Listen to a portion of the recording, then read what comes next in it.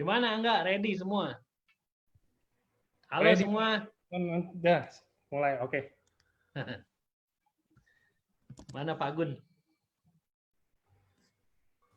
Pak Ernest.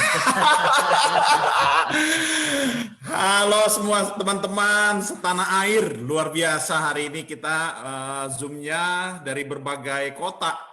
Dari Sabang sampai Merauke, dan tadi sejak dari jam 6 sudah antri yang masuk, dan setengah 7 katanya udah penuh, udah nggak bisa masuk Zoom ya. Oke, luar biasa antusias dari teman-teman sekalian semuanya. Dan malam hari ini kita akan sama-sama berbincang-bincang dengan tokoh nasional yang paling hebat. Dengan orang yang sangat luar biasa. Ya, kita akan ngobrol-ngobrol santai dengan Pak Ernest, dengan Pak Michael Tampi. Mudah-mudahan saya nggak tegang nih ya Pak Ernest ya. Gas. Saya nih yang tegang. Masih pertanyaannya seputar produk. Oke, nah saya cerita sedikit aja dulu perkenalan saya. Pada awal saya ketemu Pak Ernest, pada waktu saya awal gabung di AFC, seminggu kemudian saya datang ke Jakarta, ketemu Pak Ernest, ngobrol-ngobrol. Pada waktu sambil Pak Ernest cerita-cerita, ngobrol-ngobrol tentang apa yang terjadi, visi misi AFC, dan kemudian bagaimana cara memulainya. Di situ saya semakin yakin bahwa saya berada di bisnis yang sangat luar biasa tepat menurut saya ya. Kemudian seminggu kemudiannya saya juga ketemu Pak Michael Tampi. Nah, bayangan saya nih, namanya aja dari namanya Michael Tampi, saya pikir orangnya wah, hitam, kumisan gitu ya, rada buncit, gendut gitu.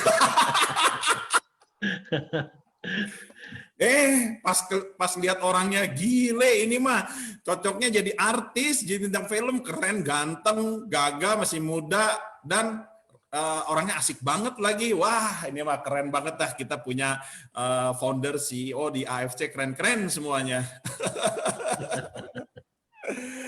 Oke, nah ini kita sambil santai ngobrol-ngobrol. Pertama-tama saya ingin bertanya dulu nih kepada Pak Ernest nih Pak. Ya. Pada waktu Pak Ernest tempo hari memulai mendirikan AFC di Indonesia, yang menjadi pertanyaan saya nih Pak Ernest, kenapa sih Pak Ernest memilih partner bisnisnya Pak Michael Tampi gitu ya, sedangkan mungkin investor banyak gitu ya, apakah dari penilaian sisi kepercayaan atau bagaimana Pak Ernest, mungkin bisa sharing sedikit Pak? Betul, oke. Jadi waktu awal-awal memang kita pengen mendirikan perusahaan itu bukan cuma orang punya duit. Kalau orang punya duit banyak. Teman saya yang konglomerat dulu banyak sekali. Yang kalau apa bisnis yang kalau bagus mereka bahkan apa aja kamu lakuin saya percaya deh mau jadi partner gitu. Itu tuh banyak banget. Teman saya tuh yang ada yang apa sih punya kelapa sawitnya sampai puluhan ribu hektar di Sumatera gitu ya. Jadi kalau cari just investor uang itu nggak sulit gitu buat saya waktu pertama kali mulai gitu ya.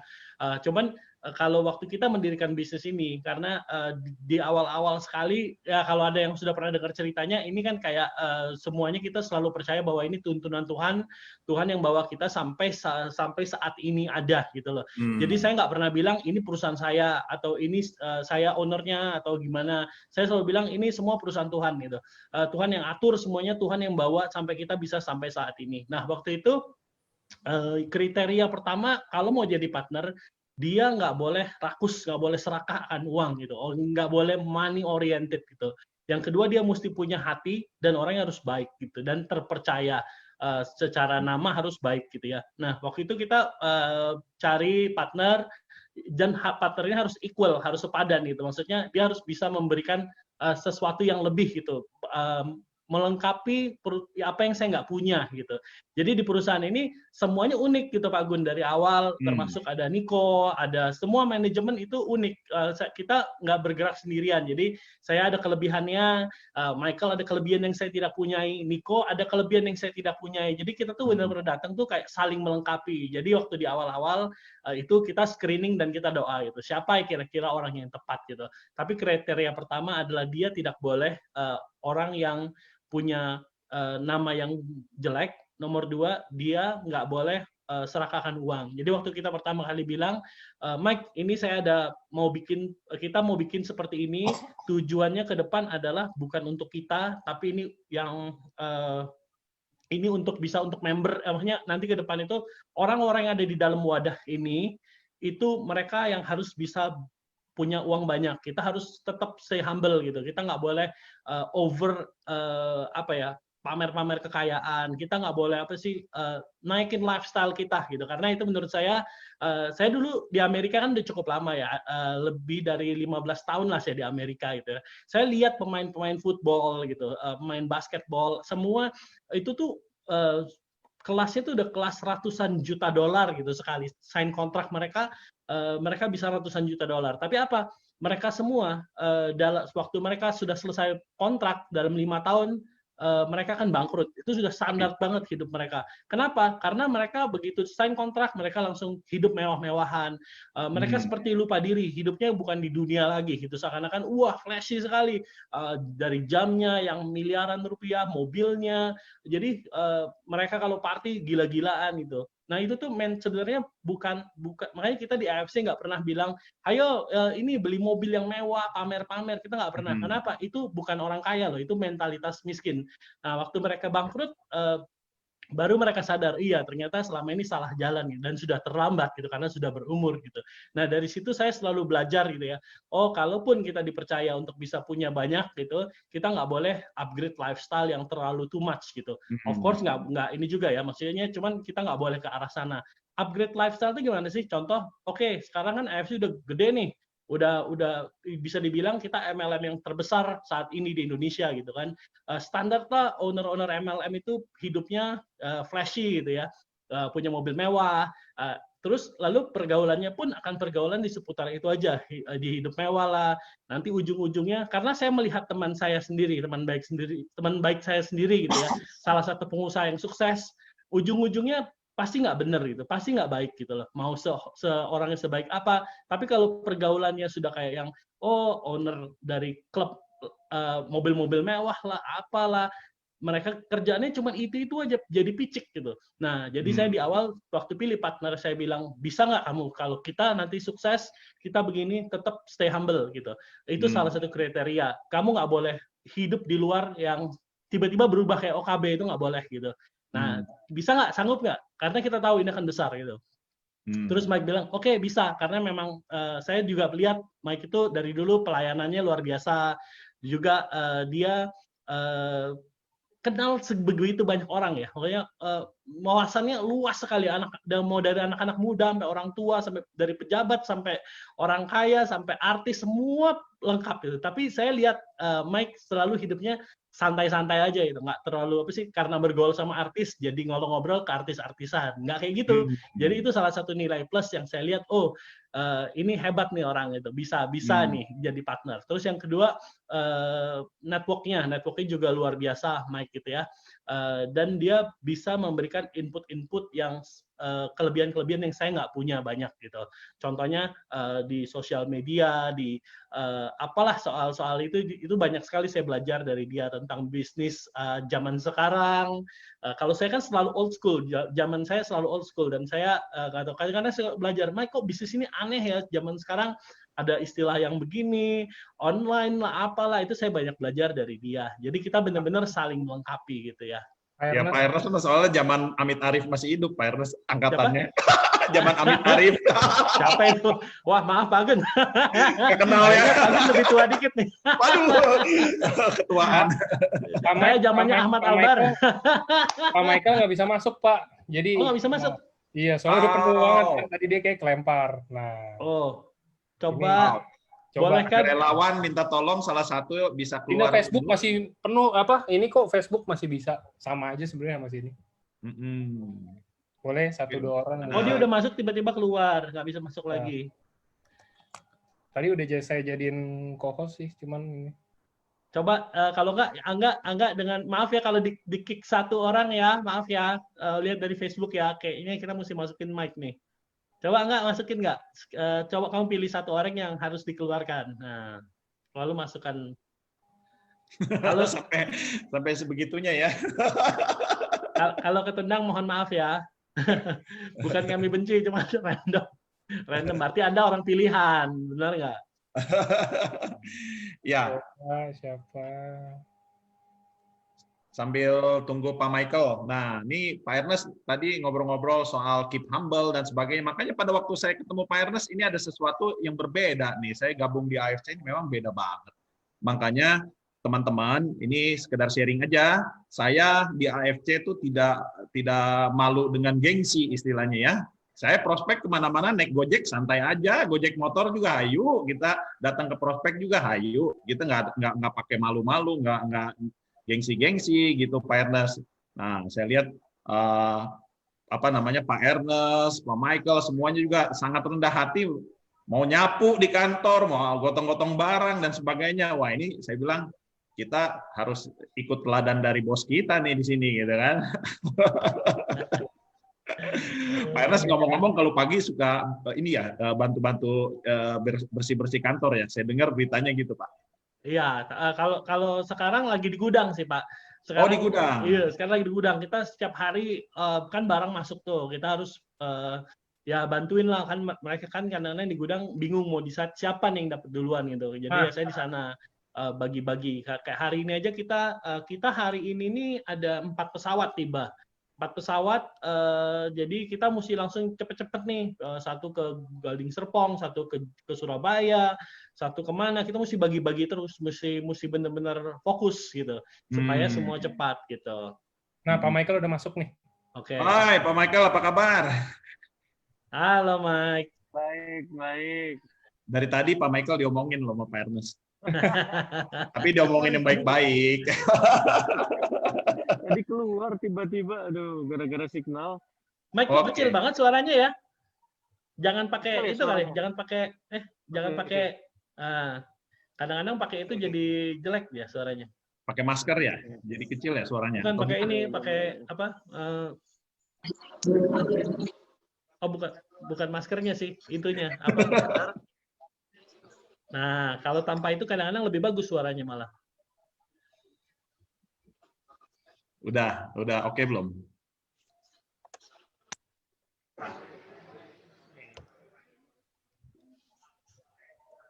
Pak Michael lagi di luar ya, nggak di kantor ya, atau di rumah?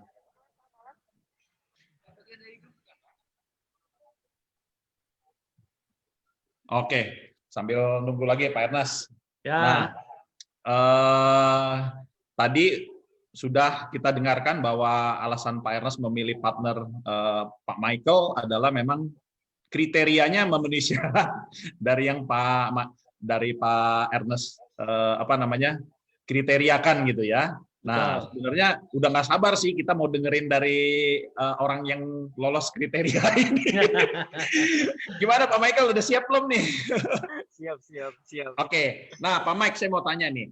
Tadi kita lagi tanya Pak Ernest kan, Pak Mike, kenapa alasannya Pak Ernest ini memilih partner adalah Pak Michael. Nah, Pak Ernest tadi bilang bahwa Pak Michael ini ya bla bla bla lah, orangnya rendah hati dan cocok lah dengan apa yang visinya yang ingin dijalankan oleh Pak Ernest. Nah, sekarang Pak Mike nih sebagai sisi investor ya, nah sebagai seorang yang sering berinvestasi di dalam dunia bisnis, pada waktu Pak Mike ditawarkan sama Pak Ernest bergabung di AFC, apakah Pak Mike pada saat memutuskan berpartner ini sudah bisa memprediksi nggak, membayangkan apa yang akan terjadi dengan bisnis AFC ke depannya nanti?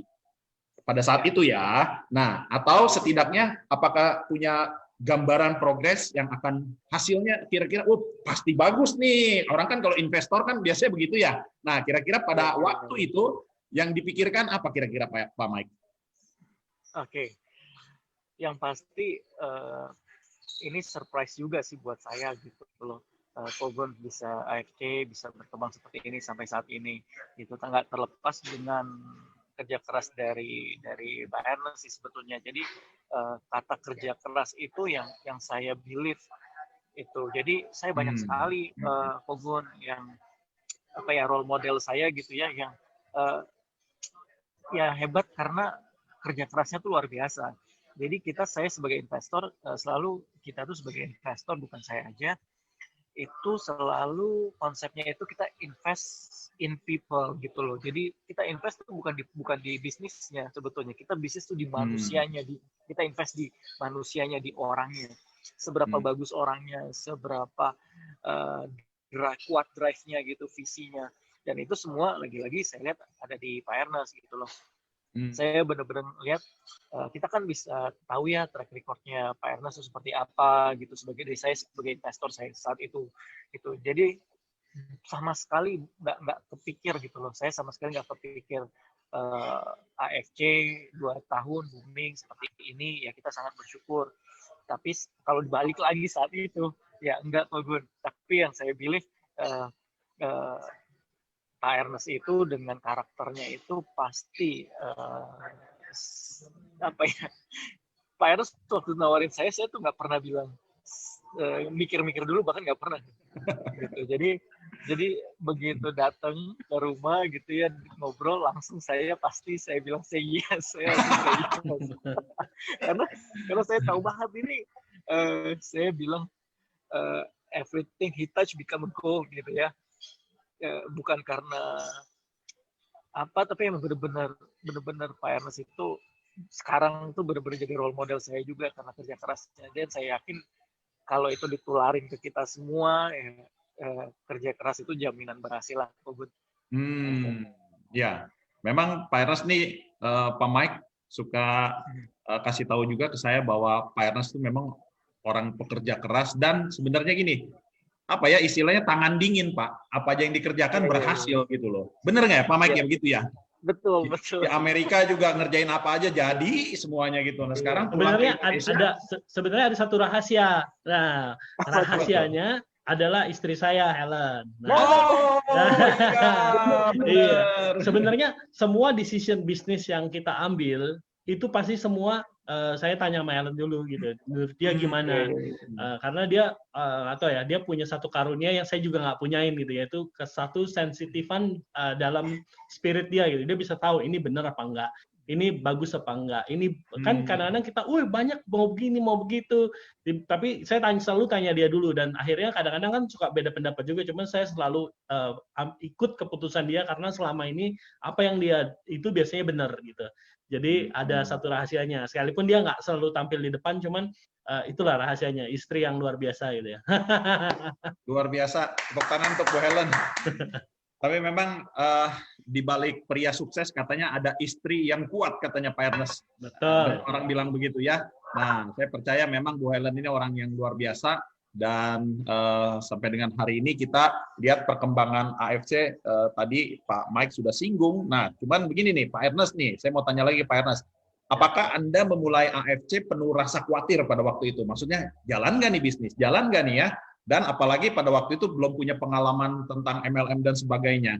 Nah, karena Pak Ernest pada saat memulai AFC ini setahu saya di tahun 2018, saat itu sedang banyak sekali bermunculan MLM baru yang skalanya cukup besar. Ada yang, ya saya nggak usah sebut lah, pokoknya pada waktu itu ada yang sama berbarengan dengan AFC, dengan powernya yang luar biasa gitu kan Pak Ernest. Ada nggak sedikit ketar-ketir gitu Pak Ernest? Oke, jadi gini, waktu kita tuh waktu membuat sesuatu gitu ya, kita tuh harus bisa proyeksiin dulu. Itu saya selalu bilang sih dari awal, kita mau bikin apa? Misalnya contoh kita mau begini, kita harus bisa proyeksiin dulu di dalam diri kita gitu. Oh kita akan seperti ini ke depan gitu. Nah kalau itu udah dapat, mau itu ada kompetitor, saya nggak pernah takut sama kompetitor gitu. Justru saya kadang-kadang suka lebih was-was sama bukan kompetitor yang lebih besar tapi yang baru mulai. Karena saya liatin yang baru mulai ini justru yang bisa, karena saya selalu percaya gitu. Dari dulu kita mulai musuh kita selalu orang-orang besar dan ya kita bisa ngalahin orang-orang waktu di Amerika kita mulai perusahaan juga semua kompetitor kita tuh lawan kita perusahaan-perusahaan besar yang sudah ada nama. Waktu kita mulai, kita tuh nggak terlalu peduli, ini ada kompetitor ini. Apa yang sudah ditaruh di hati kita bisa proyeksiin mimpi kita, mau begini, dan kita selalu perkatakan, itu pasti akan terjadi. Nah, menurut saya itu paling penting dulu. Jadi kita sudah bisa bayangin, ke depan tuh kita akan, divisi kita adalah 5% orang Indonesia dalam 10 tahun ke depan lah, 5 tahun 10 tahun ke depan gitu ya, 5% orang Indonesia, karena itu janji kita ke AFC Jepang kan. Nah, itu yang kita bayangin gitu. Jadi kalau ada kompetitor besar, ada apa, itu saya nggak terlalu khawatir gitu ya. Of course kita harus belajar dari mereka, belajar dari kesalahan-kesalahan yang mereka buat, kenapa bisa jatuh, kenapa kesalahan-kesalahan mereka itu saya selalu pelajarin sampai saat ini. Saya selalu bertanya, saya selalu konsultasi, kenapa mereka jatuh, kenapa mereka berhenti, kenapa mereka ini gitu ya. Jadi saya supaya kita tidak mengulangi gitu dan kita nggak usah mengalami hal itu, kita pelajarin aja gitu kan. Nah, jadi saya nggak pernah takut gitu, kompetitor nggak pernah takut gitu. Yang kita sudah proyeksiin sih, kita udah tahu apa yang akan terjadi. Dari awal waktu kita ngumpul pertama kali juga cuman 8 orang, ada Cisyanti, ada dia bawa keluarganya, saya bawa mertua juga, saya bawa kakak saya bawa Michael, saya bawa Pipi juga ajak keluarganya, jadi gitu-gitu aja. Dan waktu itu kita juga happy aja, kita nggak pernah ngerasa terintimidasi, wah sepi ya atau keluarga ya, karena kita tahu, kita selalu ucapin pasti kita akan booming, sekalipun cuma 8 orang gitu ya, cuman kita happy. Dan kita waktu itu memang juga kita pengen bikin perusahaan MLM ini culture-nya harus beda. Ini harus diisi oleh orang-orang yang berkomitmen, orang-orang yang mau hidupnya berubah dan benar di sini. Makanya kita udah dari awal tuh kita udah settingin culture kita akan berbeda. Kita akan family. Dulu waktu kita mau mulai, even yang buatin sistem kita, dia nggak percaya sama kita. Dia bilang, Pak Ernest, kamu yakin nih mau bikin MLM ini? Soalnya saya sudah melihat, dia bilang, yang leader-leader yang besar aja bikin MLM nggak sukses gitu. Apa yakin Bapak mau bikin ini gitu? Nggak main-main nih Pak gitu, nggak salah nih Pak, nggak ada pengalaman atau gimana gitu. Cuman saya bilang ke dia, udah kamu bikin aja programnya, nanti apa sih, toh kan saya juga bayar, malah saya waktu itu dicasnya mahal sekali sama dia. Iya, sudah saya mau bayar juga di ini lagi sama dia. Tapi saya maksudnya nggak peduli, itu cuman gaung aja ya. Kemarin saya nonton keren banget. Ini seorang namanya tightrope walker. Jadi orang bule namanya siapa ya, lupa saya namanya, Waleda, siapa itu, pokoknya dia terkenal sekali. Dia bisa jalan di Niagara Falls dari Amerika ke Kanada dikasih tali, dia cuma pakai pegangan dia bisa jalan nyebrang gitu. Terus ada lagi dia bisa di gunung yang bawahnya ada laharnya, itu dia bisa seberangin, di gedung-gedung tinggi dia seberangin semua gitu. Terus dia ditanya, itu gimana perasaan kamu waktu ada kabut, ada angin? Soalnya kalau jatuh kan pasti mati kan. Terus dia bilang, itu hal-hal negatif yang tidak ada di dalam pikiran saya. Saya cuma melangkah, saya tahu depannya saya akan di sana, dia bilang. Itu langsung kena banget, saya langsung merinding gitu. Wah, ini saya banget nih. Kita udah tahu endingnya di mana gitu. Cuman kita nggak usah ngelihat kiri kanan, orang komplain, orang menghina, orang ngerendahin, kompetitor, orang bicara negatif. Kita nggak akan pernah peduli ini tuh. Kita cuman walk step by step, tapi kita tahu endingnya di depan sana kita pasti akan lewatin gitu. Jadi ya kita, loh kok jadi ngomong apa ini? Ya intinya, kompetitor apa, waktu kita pertama kali memulai, kita nggak terlalu pusing gitu sama seperti itu, karena kita memang mau diriin perusahaan ini, kita tahu akan menjadi besar, tapi kita mulai step by step. Kita keras dari awal soal undercutting, kita juga nggak neko-neko, kita mau semua orang yang punya, terutama yang sudah samurai ke atas gitu, kita pengen punya karakter yang benar-benar seorang pemimpin yang humble, yang bisa menuntun bawahnya untuk sukses, yang punya kredibilitas, itu yang kita pengen dari awal gitu. Nah jadi itu teman-teman lihat ya, ini kita bisa saksikan sendiri bahwa orang yang berada di depan kita, yang berjalan memimpin kita, adalah orang yang penuh dengan keoptimisan, yang tidak peduli dengan rintangan, tetapi ada visi yang besar dan di depan kita akan luar biasa. Nah ini yang saya tangkap dari Pak Ernest, makanya. Nah saya pada malam hari ini juga bersama dengan teman-teman cukup bangga nih Pak Ernest nih, kita dipimpin sama leader yang luar biasa hebat banget gini ya, yang misinya jelas gitu. Oke, sekarang Pak Mike pernah nggak sih membayangkan nih kita lu baru 2 tahun ya AFC ya, 2 tahun lebih sedikit lah. Nah, bisa nggak membayangkan sebelumnya pernah membayangkan apakah akan terjadi sebesar ini hari ini? Atau sebetulnya prediksinya nggak nyampe segini lah harusnya, ini terlalu cepat gitu Pak Mike. Kalau biasanya sih kalau founder MLM sih harus ngomongnya, oh tentu ya.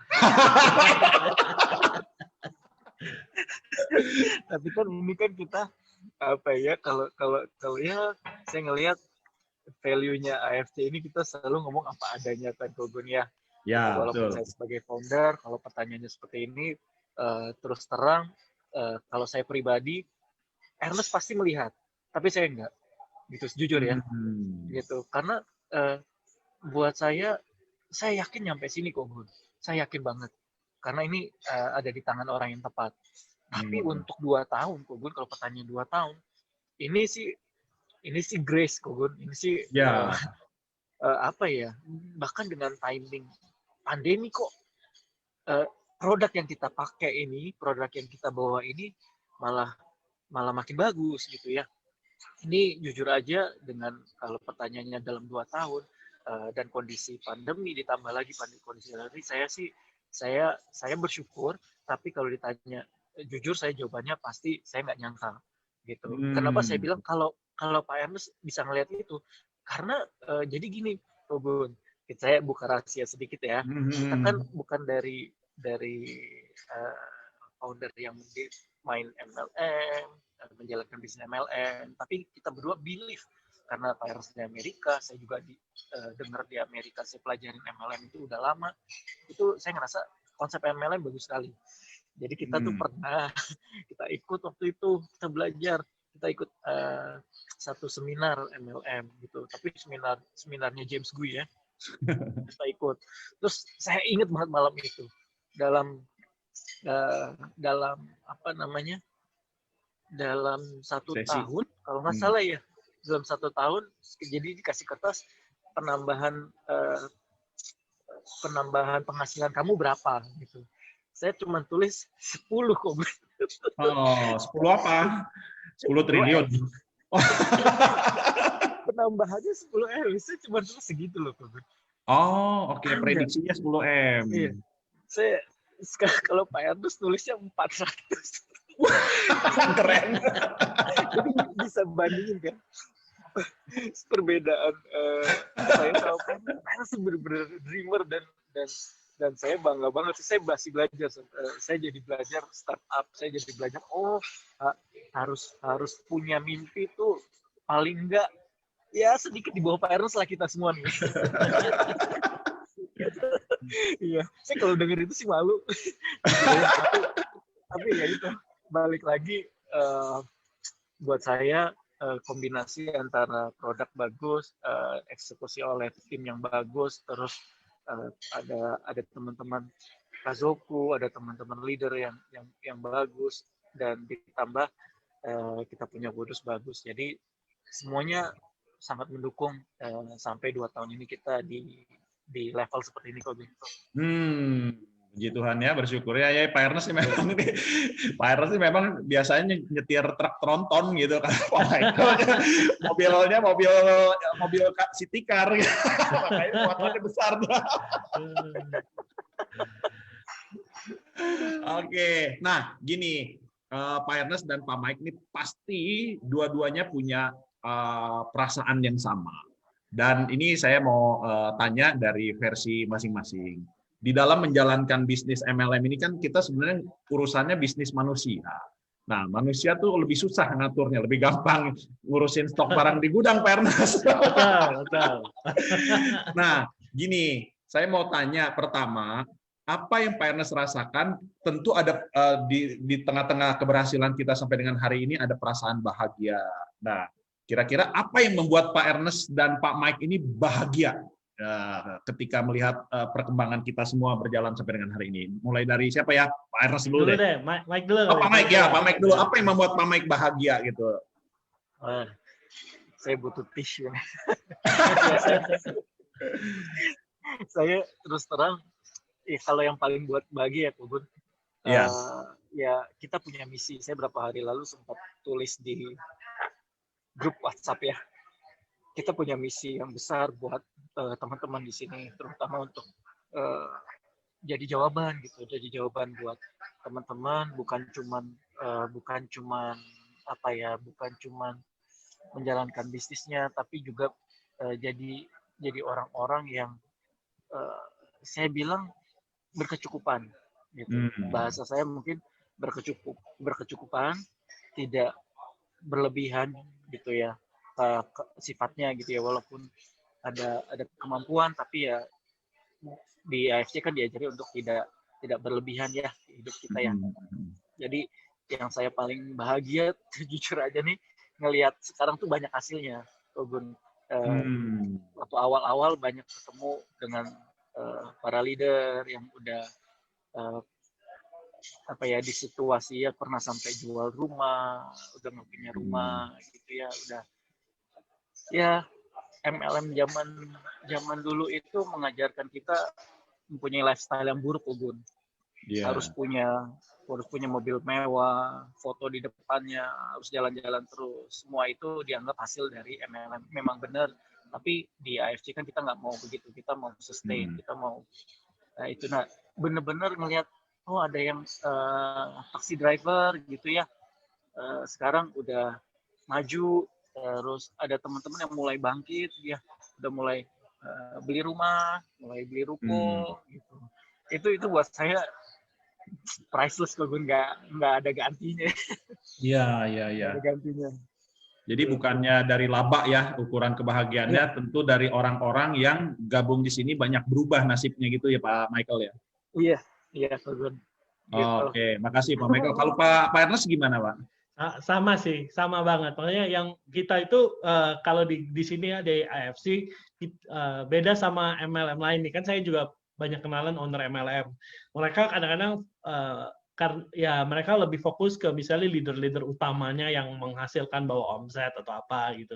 Tapi kalau kita di sini kita lebih pro ke yang kecil gitu. Maksudnya kita lebih pro ke orang yang misalnya baru mulai seperti Pak siapa namanya yang supir taksi itu bikin kita tuh kayaknya Pak Udin gitu. Itu the reason kami ada gitu.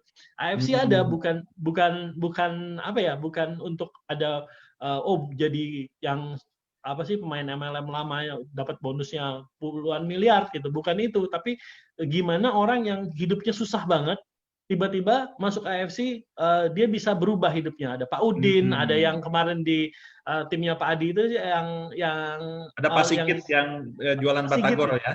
Iya, ada Pak Sigit, terus ada lagi yang di Semarang itu yang apa, yang nggak bisa ngomong, nggak punya motor, nggak bisa, belum pernah MLM. Oh iya, gitu. David. Iya, dia bisa hidupnya mulai berubah gitu ya. Di sini juga ada teman saya nih kemarin cerita-cerita, Edwin nih kemarin cerita ya, apa sih baru masuk, terus sekarang lewat sini bisa bayarin anak sekolahnya masuk gitu. Itu maksudnya itu cerita-cerita yang wah bikin saya sangat terharu gitu ya.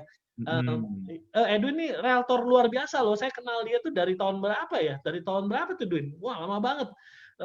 Waktu saya pulang ke Indonesia udah mulai nyari-nyari rumah, paling kenal sama Edwin aja. Dia tuh realtor yang memang the best of the best gitu.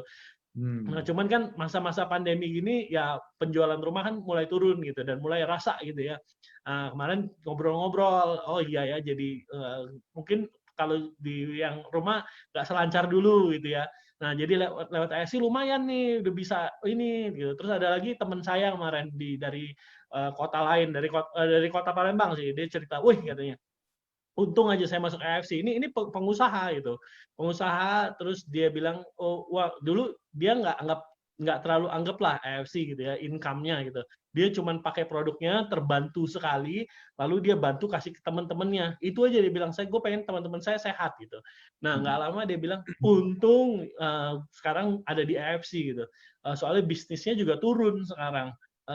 Jauh gitu katanya. Wah, kalau nggak ada AFC, gue nggak bisa hidupin keluarga gue gitu. Itu tuh hal-hal yang kita ini nih, AFC ada untuk seperti ini.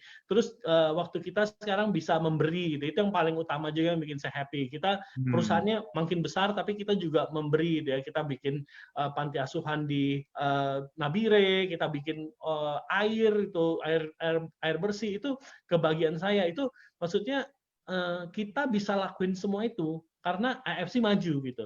Nah, disitulah kebahagiaan saya. Maksud saya ya cuman inilah sih, ini kita ada untuk seperti ini gitu. Jadi ya itulah salah satu kebahagiaan saya. Saya bahagia juga apa sih akhirnya banyak yang leader-leader juga masuk ke sini mulai ngomongnya tuh beda. Awalnya ngomong songong gitu kan, sombong. Banyak leader, apa sih AFC ini? Saya bisa dapat berapa sih yang model-model gitu? Income-nya berapa sih? Di awal-awal kan mungkin seperti itu ya. Money. Tapi terakhir leader-leader ini kalau ngomong, ya puji Tuhan, Tuhan baik, sudah mulai berubah gitu loh kata-katanya.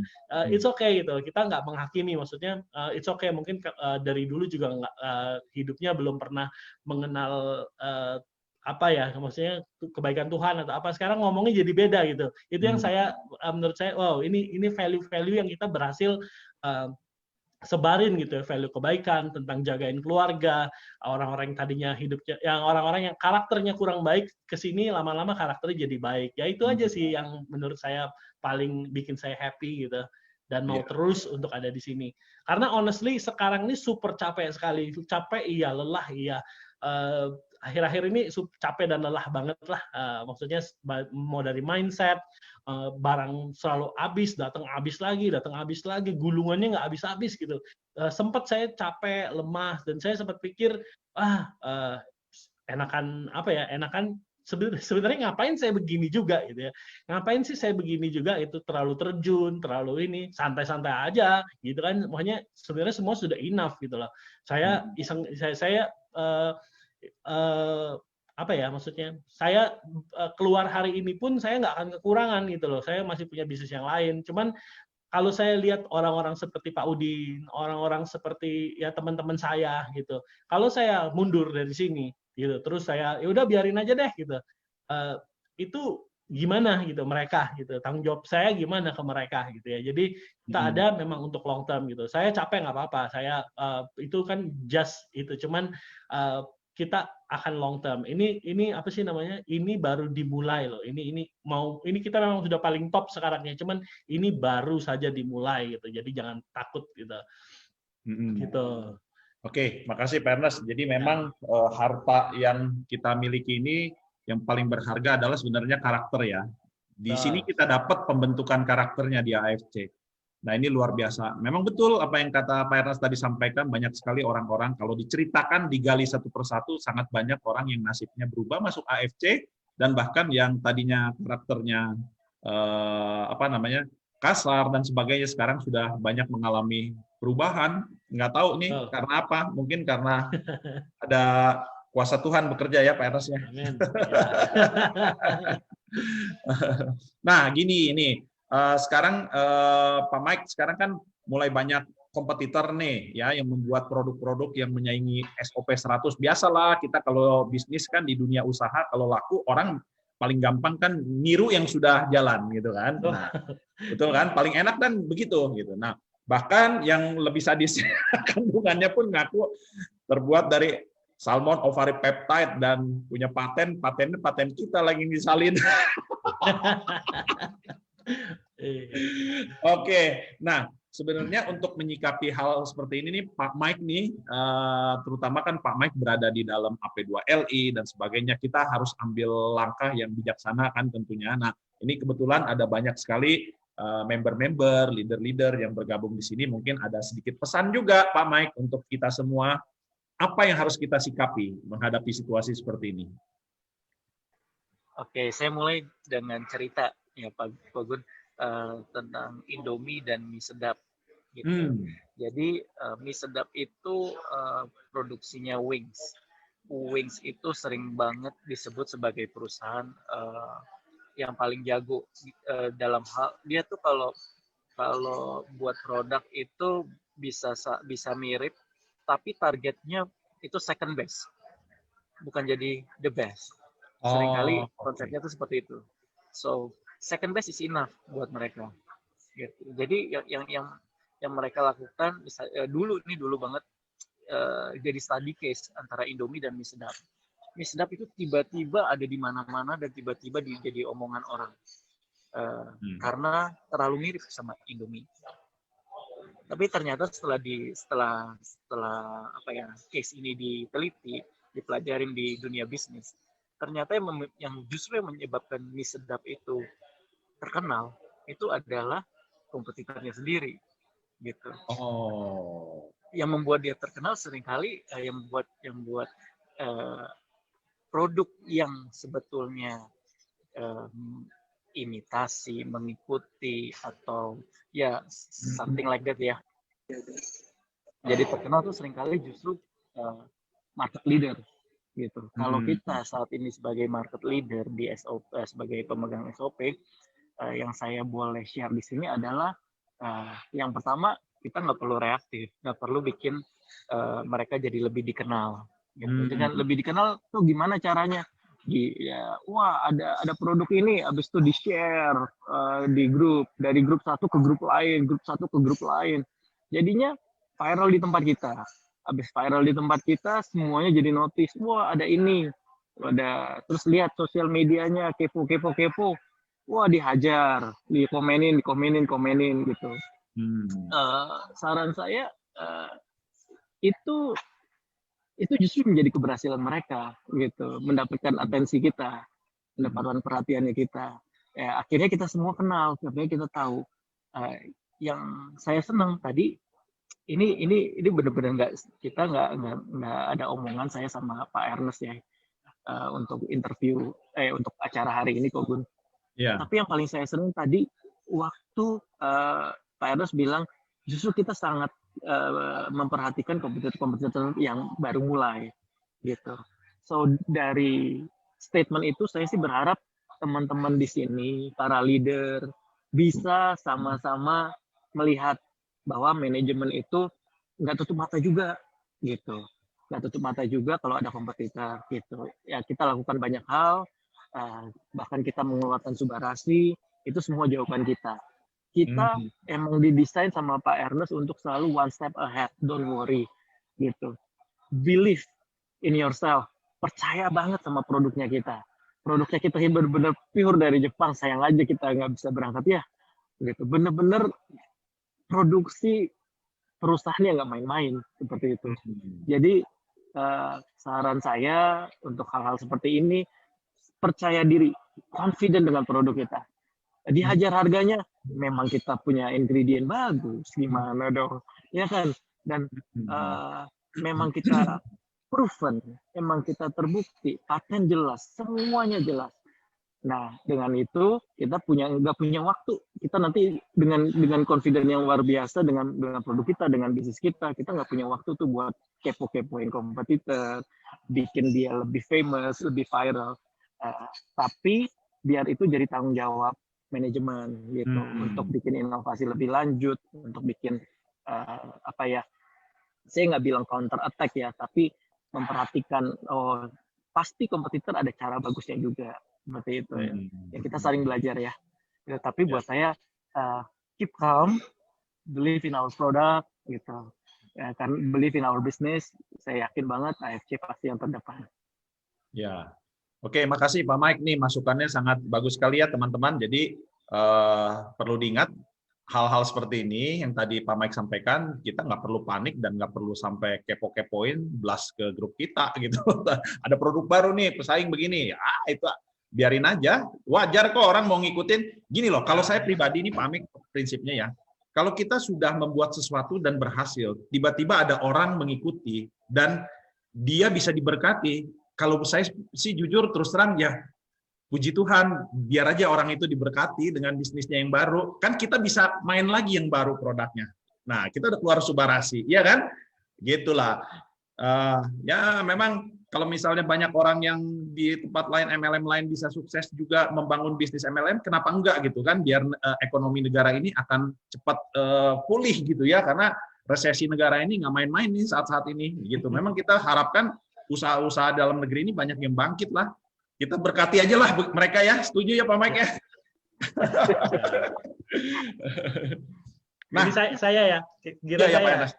Kalau saya sih ya agak beda dikit dengan Mike ya. Maksudnya saya honestly ya saya juga banyak belajar gitu ya. Maksudnya saya sih bukan orang yang happy gitu sebenarnya kalau kayak mereka main ambil-ambil ini dan marketing kita gitu loh. Cuman of course paling bagus juga kita nggak usah, yang tadi Mike bilang nggak usah kasih attention, kita nggak usah beri mereka panggung gitu, itu saya setuju sekali.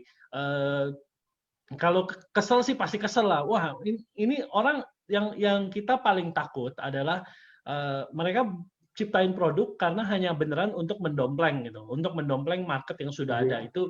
Nah, kalau mereka ciptain produk yang asal-asalan, nanti kan yang kita takut adalah SOP dianggap jelek gitu.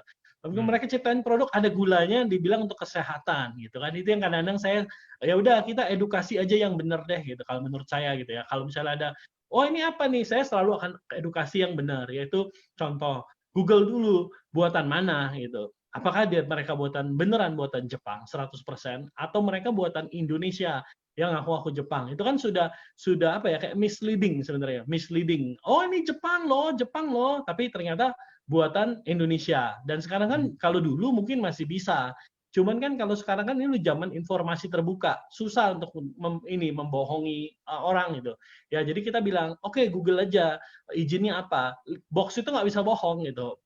Karena kalau ya kecuali nggak ada izin ya, nggak ada izin dia bisa bilang ini obat dewa. Cuman kalau dia ada izin, itu kemungkinan besar boxnya nggak bisa bohong. Buka, lihat boxnya, ada isinya apa aja gitu. Bener nggak ada ada apa sih salmon ovari peptide yang dibilang gitu. Apakah atau dia cuman ngomong-ngomong aja, ada nggak beneran tuh, itu mesti dilihat. Terus mereka kandungannya apa? Apakah ada gula? Itu yang menurut saya lihat, pelajarin aja produk kompetitor, kan bisa di Google, bisa dicari di Tokopedia, di mana, lihat belakang boxnya gitu. Itu menurut saya hal yang terbaik adalah kita edukasi yang benar supaya ya maksudnya kita nggak boleh jelek-jelekin mereka karena itu kan ofensif ya, tidak apa ya, nggak pada tempatnya gitu. Nah, yang lucunya waktu mereka bilang, "Oh, ini juga Jepang loh, Jepang." Tapi waktu kita bilang, "Bohong, kamu buatan lokal," gitu. Saya nggak pernah bilang buatan lokal jelek loh. Cuma kamu buatan lokal, ngapain sih aku ke Jepang gitu. Terus, "Oh, ini Jepang, ini ada nih tempatnya." Waktu kita lihat tempatnya yang ditunjukin, loh, kok bawahnya ada tempat bisnis lain? Oh iya, nggak apa-apa kan di Jepang kan inilah itulah. Terus gini loh, saya kadang-kadang suka berpikir kita ini kalau kita lihat gitu, oh ini pabriknya di bawahnya ada usaha lain gitu, misalnya percetakan lah, ada restoran atau kafe, ini di sininya loh gitu. Nah kita pikir gitu, kalau secara produksi, bener nggak mobil truk gede bisa lewat situ, bisa ambil barangnya gitu ya? Itu kan kadang-kadang mesti ini, karena dia tunjukin nih, ini kita bukan ngibul, dia bilang ini Jepangnya gitu. Nah waktu kita lihat ya, bawahnya restoran atau bawahnya kafe atau bawahnya percetakan gitu. Ini di atasnya nih. Nah, Bapak Ibu bayangin coba, kalau dia sebuah pabrik, terus dia mau bikin ribuan box gitu, itu kan harus ada loading dock, ada entrance, ada terima barang, ada membuat barang, lalu mengeluarkan barang. Nah, ini saya tunjukin ya. Ini pabrik AFC ini. Ini dia punya 5 pabrik di kota Shizuoka dan semua gedungnya adalah gedung sendiri. Ini aja kita masih keteteran bikin produk gitu. Nah, dan ini kan ini ada loading dock-nya di situ ya. Ada mobil nanti kalau selesai pick up dari sini. Jadi waktu kalau Bapak Ibu nanti pergi, kita akan pergi ke gedung yang ini nih. Nah, ini nih AFC yang ini nih. Nah, ini nanti di desain ini dari lantai 7 turun ke lantai 1. Jadi barang bahan baku itu diterima di bawah, lalu dibawa ke lantai 7. Lantai 7, next production lantai 6, lantai 5, lantai 4, sampai lantai 1 udah jadi produk. Dan keluar lewat loading dock gitu. Nah, jadi kadang-kadang hal orang gini loh, di Jepang atau dimanapun, kita bisa bikin perusahaan-perusahaan. Saya masih punya perusahaan di Amerika, sampai saat ini juga masih ada. Kita juga ada perusahaan di Singapura, ada gitu, bisnis saya yang lain gitu ya. Dan kita sebenarnya kadang-kadang bisnis itu nggak perlu ada tempat gitu. Itu cuman mailbox gitu ya. Bisa dulu nggak, dulu kita punya tempat. Cuman waktu sekarang kayak kita mau apa ya, mau oke, ini untuk perusahaan ini nggak perlu cuman IT atau apa, itu nggak perlu punya perusahaan kantor. Jadi kita bisa sewa aja gitu loh. Jadi semua orang bisa bikin perusahaan di Jepang, mau di Singapura, mau di mana gitu. Itu beneran nggak gitu. Nah, jadi kadang-kadang orang, oh ini ada loh, dari ini perusahaan di Jepang. Ya mungkin perusahaannya benar di Jepang, tapi apakah itu pabrik di Jepang gitu. Nah, itu yang kadang-kadang mesti apa ya, lebih make sense gitu ya. Nah, kalau kita produknya jelas kita dibuat sama 100% made in Japan. Kita nggak ada sentuh-sentuh sama sekali di box ulang lah atau di apa. Semua itu yang Anda terima sampai karton-karton coklatnya itu dari Jepang semua gitu loh. Kita nggak ada pegang-pegang sama sekali. Dan ini kita menggunakan brand dari Jepang. Jadi bukan cuma produknya made in Japan, brandnya pun dari Jepang dan diaudit gitu. Jadi ada suatu kualitas yang jauh lebih tinggi gitu loh. Nah, jadi jangan kalau misalnya wah ini ada juga nih dari ini, cuman brandnya lokal atau apa. Bayangin nggak sih, barang di Jepang itu semua barangnya tuh nggak bisa dimainin harganya. Jadi Bapak Ibu kalau pergi ke Jepang gitu ya, misalnya contoh beli keychain aja atau beli apa, itu di seluruh Jepang harganya semua sama. Beda kalau di Cina kan. Kalau di Cina hari ini $2, tawar, tiba-tiba yang di sebelah situ udah dapat $1, kita pikir harga yang terbaik, begitu jalan situ lagi tapi 75 sen gitu. Jadi harganya tuh ada yang mahal, ada yang murah gitu. Nah, kalau di Jepang semua standar. Ini saya mau ini aja cerita dikit nih ya tentang kualitas produk SOP. Salmonovari peptide yang kita punya ya, SOP 100 maupun Subarashi gitu ya. Nih, saya kan kita ada per barley kan, per barley. Per barley ini itu tuh kalau di Jepang namanya perkoik ekstrak atau hatomugi. Nah, hatomugi ini salah satu suplemen yang dicari cewek-cewek gitu. Mereka bagus untuk usus, bagus untuk kulit muka, dan mengandung Q10 untuk energi, sangat bagus gitu ya. Saya iseng-iseng kemarin nyari-nyari per barley. Nah, ternyata di Indonesia juga dijual yang buatan Jepang. Per barley-nya doang ya. Only per barley, belum masuk SOP-nya. Ini kita breakdown ingredients ya. Dan per barley dari Jepang ini di Tokopedia, ini bisa lihat nggak ya? Ini ya, ini per barley nih. Dijual ini aja buat 30 hari itu 1 juta lebih gitu. Cuman per barley-nya aja gitu ya. Nah, ini ada lagi nih. Ini sardine peptide. Sardine peptide ini memang kalau namanya sarden ya. Nah, sardine peptide. Nah, sardine peptide ini di Jepang untuk 30 harinya itu sekitar 2.800-an, 2.500.000 sampai 2.800.000 tergantung daripada kursnya gitu ya. Nah, jadi itu sebenarnya SOP sekalipun harganya premium, sebenarnya itu harganya best deal gitu loh. Halo? Kok berubah ya? Masih oke. Oke. Iya, jadi waktu Jepang bikin sesuatu, apalagi menggunakan brand mereka, itu berbeda kualitasnya, langsung beda jauh antara produk yang diproduksi oleh AFC dengan brand yang mereka pakai. Itu berarti brandnya mereka kontrol, mereka nggak mau macam-macam. Perusahaan ini udah 51 tahun loh. Tiba-tiba ada yang ngeluarin, oh ini SOP lah, apalah, itu tuh pasti di sini gitu. Jadi ya kita selalu kalau ada orang, kalau menurut saya jangan terlalu ya udahlah mengampuni atau gimana. Cuman kita mesti kasih tahu kebenaran. Ini kebenaran. Nah, kalau mereka mau pilih yang sana ya nggak apa-apa gitu. Tapi kita kasih tahu, oh ini ada gulanya loh. Ya udah pakai aja, lihat. Mudah-mudahan ada perbaikan dari sana gitu. Oke, kalau ada perbaikan ya sudah. Mungkin produknya juga bagus gitu. Tapi kalau misalnya ngerasa badan jadi nggak enak dalam sebulan kok selagis gitu, nah berarti apa yang saya sudah sampaikan itu benar gitu. Jadi menurut saya selalu edukasi yang benar gitu. Dan kita kan selalu keluarin tuh apa sih namanya bahan-bahan untuk Anda menjelaskan. Kita selalu jelasin tentang kualitas-kualitas produk. Nggak main-main loh Bapak dan Ibu. Kita benar-benar saya selalu anggap AFC adalah perusahaan milik Tuhan, bukan punya saya, bukan punya Mike. Ini benar-benar titipan gitu, titipan Tuhan. Maksudnya nggak pernah ada. Makanya semua orang kadang-kadang kompetitor marah gitu. Sempat ada satu kompetitor marah karena gini, nggak pernah ada MLM di Indonesia buatan, ada yang dari luar negeri tapi memang perusahaan MLM itu banyak kan. Wah, tiba-tiba buka di Indonesia banyak tuh kan. Cuman belum ada perusahaan MLM yang lokal, dibuat sistemnya lokal, tapi menggunakan brand yang sudah 50 tahun loh. Buatan Jepang pula gitu loh. Ngimpor produk buatan Jepang aja jarang. Coba jalan-jalan ke farmasi-farmasi yang ada lah ya, yang terkenal di Indonesia gitu. Lihat barang made in Japan ada nggak gitu. Ada paling 1-2 gitu. dan itu pun barang kita. Iya, jadi sangat jarang gitu orang import barang buatan Jepang. Kenapa? Karena mahal, gitu. Karena shippingnya mahal, produknya mahal. Jadi nggak kompetitif gitu, nggak kompetitif. Nah, jadi kita tuh sangat unik, kita luar biasa, kita dipercaya oleh Jepang untuk pegang brand AFC itu udah sesuatu. Apalagi kita bisa jadiin MLM dan dia ciptain produk khusus untuk kita. Ada satu kompetitor marah sekali sama kita. Wah, itu katanya AFC bohong. Dia sampai email, dia lucu sekali nih. Dia email ke AFC Jepang. Dia bilang katanya, ini ada perusahaan namanya PT HNE Dermatech katanya, menggunakan brand Anda, menciptakan ini, berbicara bohong bahwa ini. Dibalas sama AFC, oh tenang katanya, Anda harus percaya sama HNE Dermatech karena mereka sole distributor. Dan itu emailnya ditunjukin saya, kayak ini orang Indonesia siapa nih, katanya, ada yang email begini nih, perusahaan ini. Oh, kita langsung tahu itu perusahaan kompetitor, bos.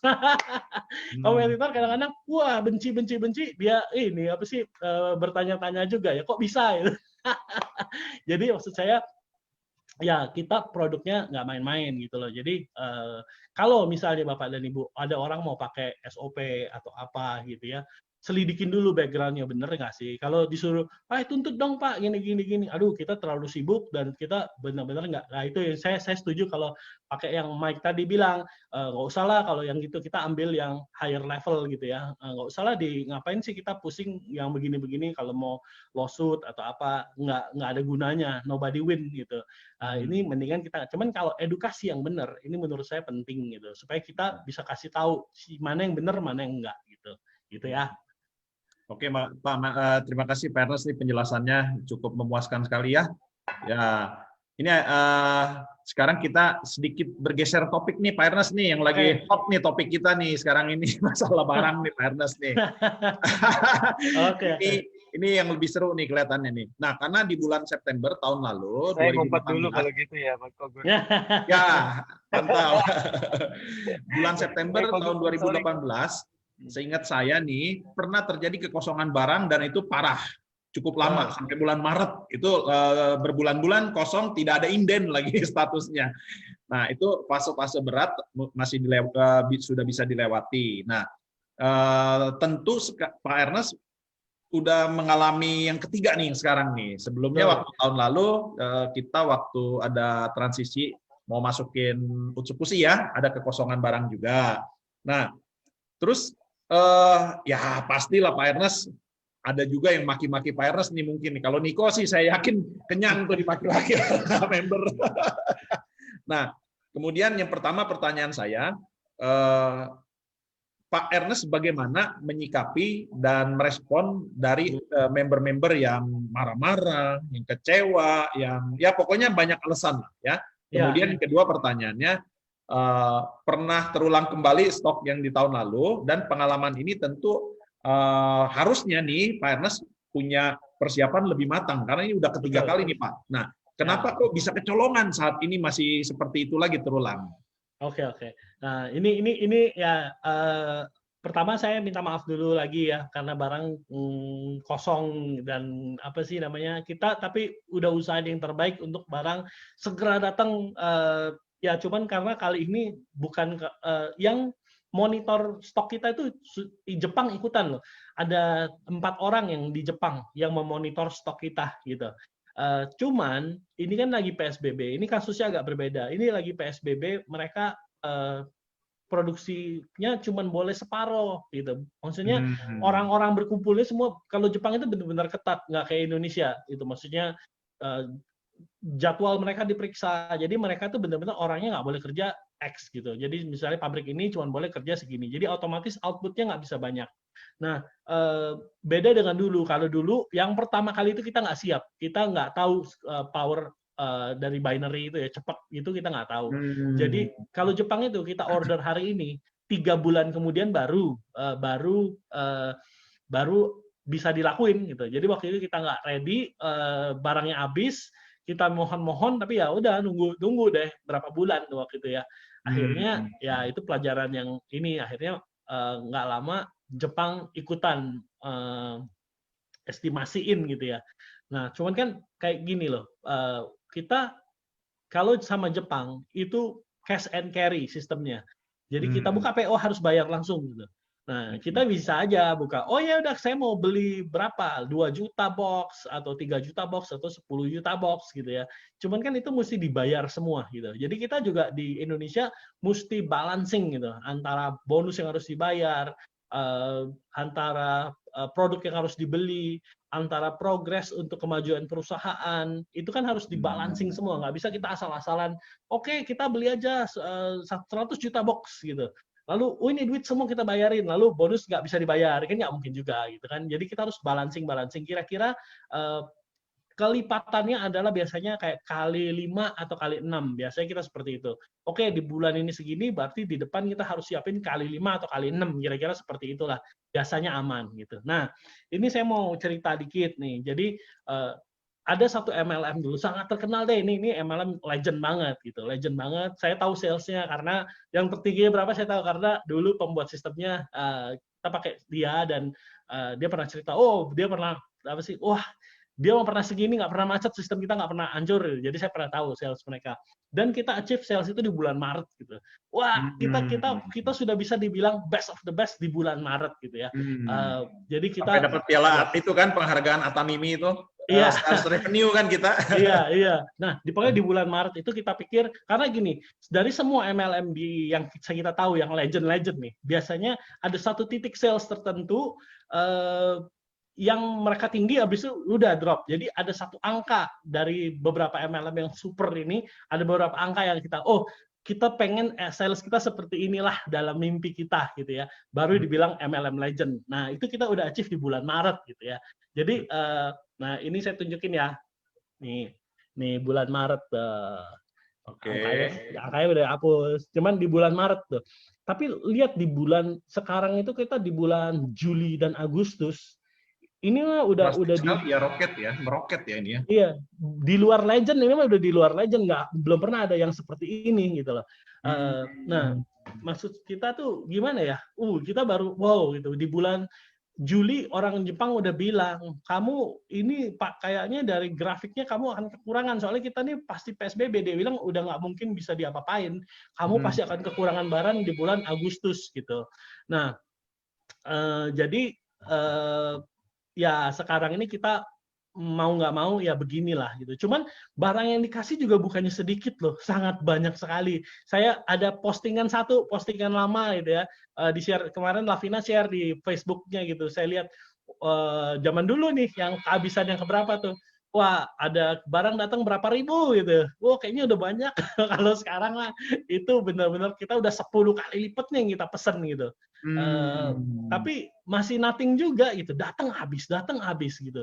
Kita sih jujur lagi struggling untuk bisa apa sih, kan ini dalam waktu singkat gitu ya. Dalam waktu singkat kita mesti pesen dari Jepangnya juga lagi PSBB. Jadi kita lagi balancing gitu.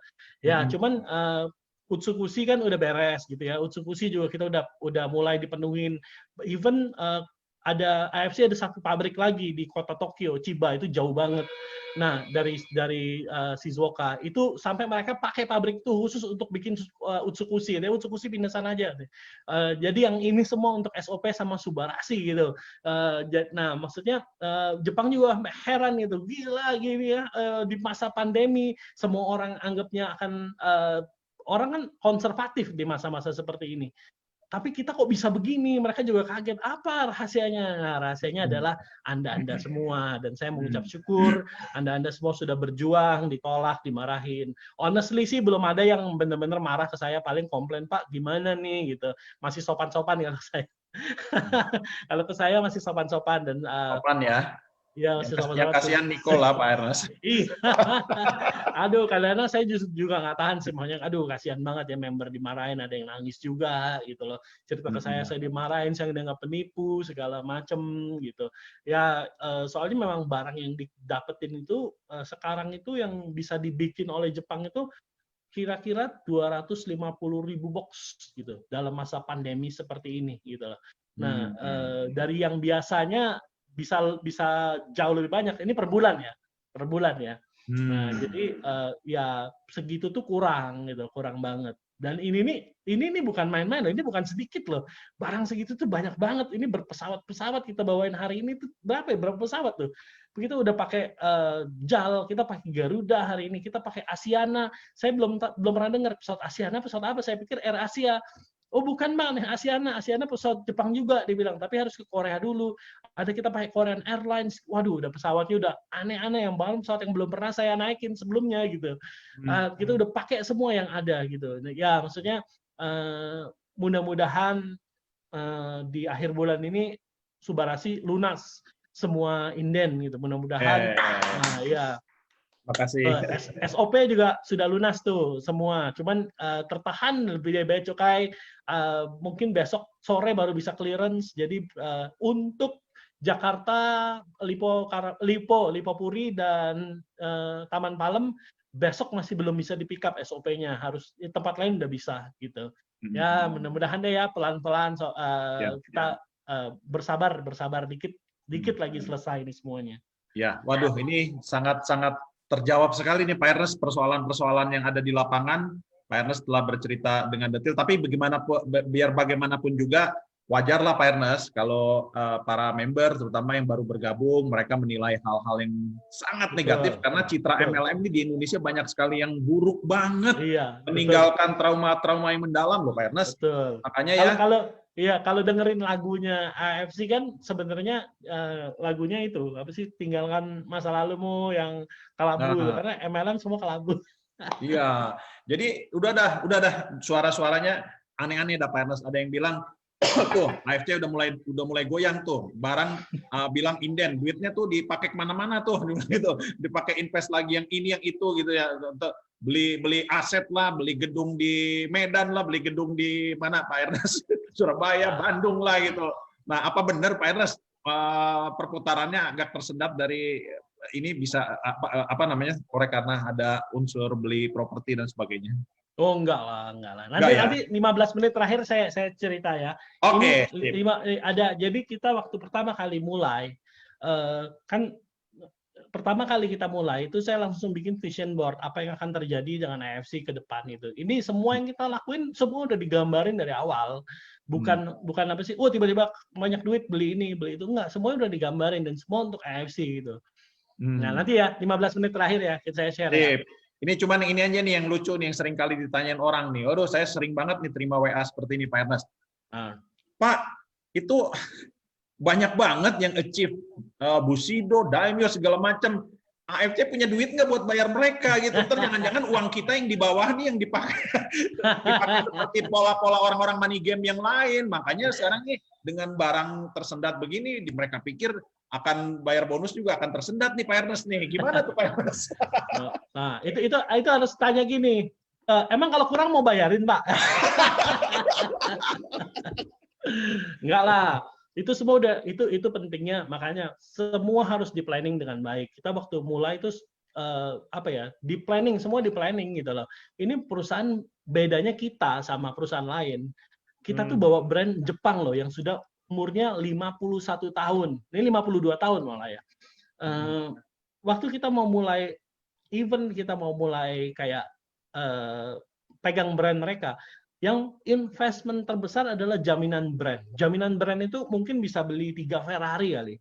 Itu investment terbesar kita tuh, jaminan brand sampai sekarang masih mereka pegang gitu. Jadi kayak McDonald lah, mau pegang franchise McDonald di Indonesia kan nggak bisa jual aqua lah, jual apa gitu. Mereka awasin siapa, nggak bisa tiba-tiba saya mau jadi ya langsung dikasih. Mereka harus lihat dulu siapa orang ini, ada nggak financial ininya, punya nggak keuangannya, cukup nggak asetnya, itu pasti dinilai gitu loh. Jadi makanya kelebihan kita dibanding brand-brand lain yang lokal yang baru mulai, kita sudah diaudit. Kita nggak pakai brandnya ABC, KF, apalah brand apalah yang nggak jelas. Kita pakai brand AFC gitu. Yang punya mereka, bukan punya saya gitu. Jadi nggak mungkin mereka asal-asalan kasih ke kita tanpa ada planning yang jelas. Mereka tahu semua hitungannya, mereka tahu marketing plan, kita diaudit setiap 3 bulan saya harus ke sana atau orang Jepang ke sini. Itu pasti. Masa pandemi ini aja udah 6 bulan nih, nggak kemana-mana. Tapi ini kita semua diaudit, nggak main-main di sini. Keuangan kita diaudit, stok kita diaudit sama mereka gitu. Mereka tahu apa yang akan terjadi di depan gitu. Nah, semua jadi kalau kayak ditanya, ada nggak sih uangnya? Apa nggak ini? Tenang aja gitu loh. Lihat aja sebentar lagi dibayar. Ada yang komplain nggak Bu Sidonya gitu? Ya, sebetulnya nggak lama lagi. Udah sabar aja seminggu lagi udah tahu juga gitu. Dapat Iya, apa iya, enggak iya. gitu ya. Ya. Aman lah, karena Ya. uangnya juga tiap hari dinikmati kok, tiap hari juga cair konnichiwa-nya. Iya. Beda kalau money game, kalau sekarang stop nggak ada yang beli itu collapse langsung ya. Nah, cuman kalau kita masih bisa bertahan. Ini apa namanya? Tenang aja, lihat aja berapa hari lagi lah, seminggu lagi pasti kita akan buktikan semuanya bisa nggak kita bayar gitu ya. Ya, Dan pasti. bahkan sebenarnya kita pikiran tuh di tahun ini ya ini sih 10 Bushido harusnya. Dan ini kan masih ada berapa hari nih. Gitu. Tenang aja, tenang. Secara financial ini perusahaan sangat kuat gitu. Terus di Jepang juga bukan perusahaan yang main-main. Nggak sembarangan orang pegang brand kalau nggak ada keuangan ya. Maksudnya financial kita sangat kuat sekali gitu loh. Jadi jangan khawatir. Sekalipun ownernya cincai-cincayan, nggak terlalu ekspresi gitu. Justru harus hati-hati yang pakai mobil mewah, yang waduh jamnya gimana, jangan-jangan itu yang menipu gitu loh. Mereka nggak ada duit sebenarnya. Bisa aja kan gitu. Iya. Makanya memang tong kosong nyaring bunyinya Pak Ernest. Kalau ini Iya. tongnya diisi nggak ada bunyinya, dikepluk. Waduh, padat bener nih Pak Ernest sama Pak Mike nih. Tapi coba tanya Mike, berapa banyak tuh yang ngembaliin mobilnya Mike? Nggak sanggup bayar. Aduh. Oke. Nah, ini saya beri kesempatannya kepada teman-teman, kalau ada yang mau bertanya, silakan bertanya di chatting. Nanti ada pertanyaan ke Pak Mike, mau tanya ke Pak Ernest, silakan. Mumpung orangnya ada di sini, gitu. Silakan. Nah, sambil nunggu pertanyaan dari teman-teman nih, Pak Ernest, saya mau tanya lagi nih Pak, untuk acara Achieve ke Dubai, yang Reward ke Dubai, rencana berangkat kapan sih, Pak Ernest? Kalau misalkan itu bisa berangkat gitu. Kita sih pengennya 12 ya, Desember 12 gitu ya. Tapi ya kita pasti akan berangkat menunggu waktu yang tertepat, yang paling tepat. Kita juga nggak mau asal-asalan. Kita pengen cepet sih, maksudnya ini kan momentum kita gitu. Kita pengen rekor muri lagi gitu. Di sini bahkan ada mana ya? Tadi saya lihat ada Bung Novi, ada di sini Bung Novi nih. Nah, Bung Novi, ini dia nih Bung Novi. Bung Novi udah akan bantuin kita nih di acara kita di Dubai. Dia salah satu event planner yang cukup handal gitu, cukup terkenal gitu.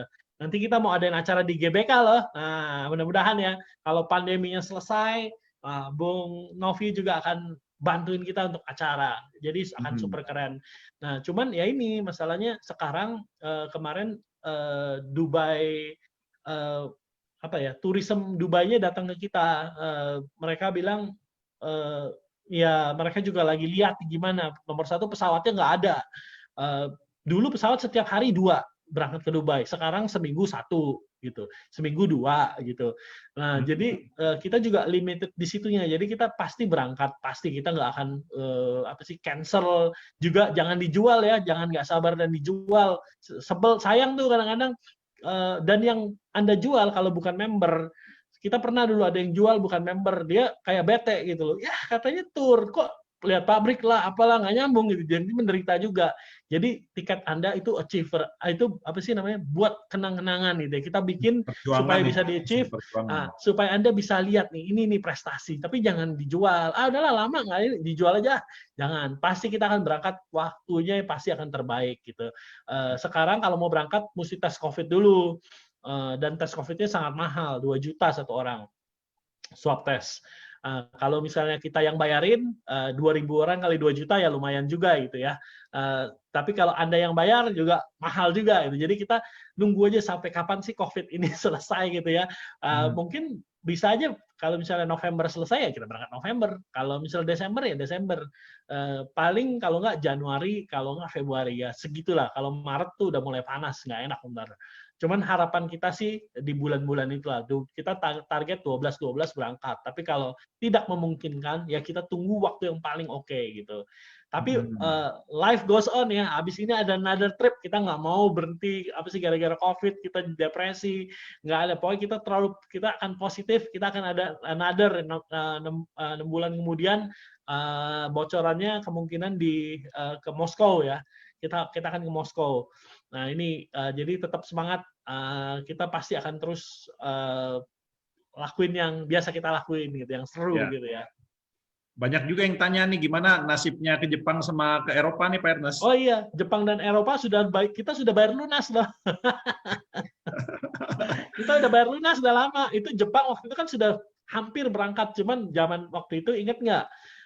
Jepang yang banyak COVID-nya, Indonesia belum ada COVID. Ya, Berapa hari sebelum berangkat pada komplain, aduh jangan berangkat lah, jangan bunuh kami lah, atau apalah. Padahal itu masa yang terbaik menurut saya, karena Jepang orangnya disiplin semua dan semua pakai masker gitu. Nah, cuman ya karena pada apa sih nggak mau, ya udahlah kita turutin lah. Dan akhirnya sampai sekarang ini. Cuman ya nggak apa-apa, maksudnya kita pasti tetap berangkat, soalnya sudah dibayar semua. Dan kalau Jepang sih orangnya owner ya, tetap pasti akan sekalipun udah lunas semua tuh hotel, restoran tuh udah lunas semua. Nah, tinggal yang Eropa aja masih ada nggak tuh? Iya, teman kita pasti begitu buka kita langsung berangkat. Planningnya bahkan kalau Dubai, kalau bisa nanti ini di sync, kita akan sync aja. Jadi habis dari Dubai langsung berangkat ke Eropa gitu. Kalau bisa ya.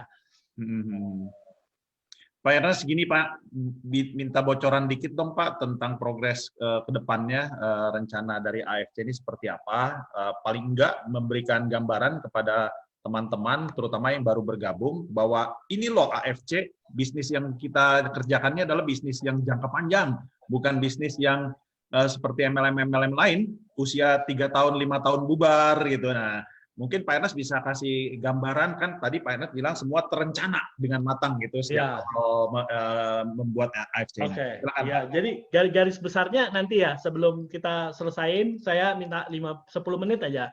Ada slide presentasi yang ke depan tuh AFC gimana sih? AFC itu apa sih gitu ya. Cuman gini, AFC itu perusahaan sudah 51 tahun gitu. Dan kita tuh baru 2 tahun gitu. 3 tahun. 2 tahun atau 3 tahun kita? 2 tahun lebih ya. 2018 kita mulai kan. Nah, ini masih belum apa-apa sekalipun kayaknya udah gimana? Menurut saya ini masih belum apa-apa. Kita baru mulai loh. Ini kita baru awal gitu. Tadi saya bilang gini, battle scar gitu ya. Battle scar itu penting. Jadi kalau Anda seorang pejuang, Anda harus punya battle scar gitu. Jadi kalau contoh misalnya Anda mau jadi Bushido nih, mana ada Bushido yang cakep-cakep duduk tiba-tiba jadi Bushido, atau cantik-cantik ngopi jadi Bushido, nggak mungkin. Anda mesti punya battle scar. Jadi kalau sekarang Anda dimarahin, Anda diomelin, dikomplain, dibilangin ini apa segala macam, itu battle scar. Terima aja, nggak apa-apa, enjoy aja. Ya udah, apa sih namanya? Ya barang nggak ada, gini-gini, itu anggap aja battle scar deh. Maksudnya kita harus berdarah gitu ya. Maksudnya saya pernah nonton Navy SEAL training dulu. Navy SEAL training itu banyak sekali, dari kepolisian, dari tentara, dari army, dari mana, dari marine, semua masuk gitu. Mau jadi Navy SEAL gitu ya. Ada namanya Hell Week gitu. Nah, dalam 1 minggu ini mereka berapa ribu orang masuk, paling yang lulus cuman berapa puluh gitu. Jadi mereka harus melewati hal-hal yang kayak apa ya, di luar kemampuan mereka gitu. Nah, Anda ingat kalau Anda mau jadi Bushido, Anda harus mengalami nih kayak penderitaan, penolakan, amarah orang, itu Anda harus bisa alami, dan Anda harus jangan manja gitu loh. Memang pertama nggak enak. Nah, gimana respon Anda terhadap masalah-masalah yang dilemparkan ke Anda, itu yang akan membentuk Anda di masa depan gitu. Jadi kalau Anda mau jadi seorang Bushido yang top level, top of the top, best of the best gitu, Anda harus mengalami yang namanya battle scar gitu. Ya itu, Anda ditolak orang, dimarahin orang, Anda dibilangin hal-hal yang negatif, ya biarin aja gitu. Cuman hidup Anda ada di tangan Anda sendiri gitu. Jadi kalau Anda mau maju ke depan, yuk AFC udah siapin tempatnya. Di sini kita nggak, maksudnya di tempat ini didiriin untuk Anda jadi sukses dan sudah dibuktikan gitu loh. Sudah dibuktikan. Saya melihat sendiri dengan mata kepala saya sendiri, Dr. Luigi adalah salah satu orang yang saya lihat dari awal gitu loh. Nothing, zero. Dia nggak punya network, dia punya kenalan, cuman dia bukan pemain network yang gimana banget gitu loh. Waktu dia mulai tahun pertama itu nggak langsung Bushido, saya lihat duduk di pinggir ngobrol sama orang, ngobrol sama waktu kita ke Jawa waktu itu ngobrol sama tukang becak, ngobrol sama ini, diprospekin semua tuh orang-orang gitu. Penolakan ya biasa aja gitu loh, it's okay, move on gitu. Menurut saya Dr. Luigi adalah orang yang sudah membuktikan dari nol dia bisa menjadi Bushido gitu, dan dia banyak battle scar gitu. Nah, bayangkan diri Anda adalah the next Bushido tahun depan gitu ya. Nah, apalagi Anda yang sudah achieve peringkat-peringkat kayak Toreda gitu ya, Ronin gitu, itu Anda sudah punya potensi untuk menjadi minimal jadi daimyo, minimal shogun deh, shogun, daimyo atau Bushido gitu loh. Nah, jadi Anda enjoy aja prosesnya nih, Anda ditolak, Anda apa, karena itu proses yang harus dilewatin. Anggap aja Hell Week gitu ya. Sebentar lagi Anda jadi Navy SEAL, best of the best di AFC gitu. AFC udah siapin wadahnya gitu.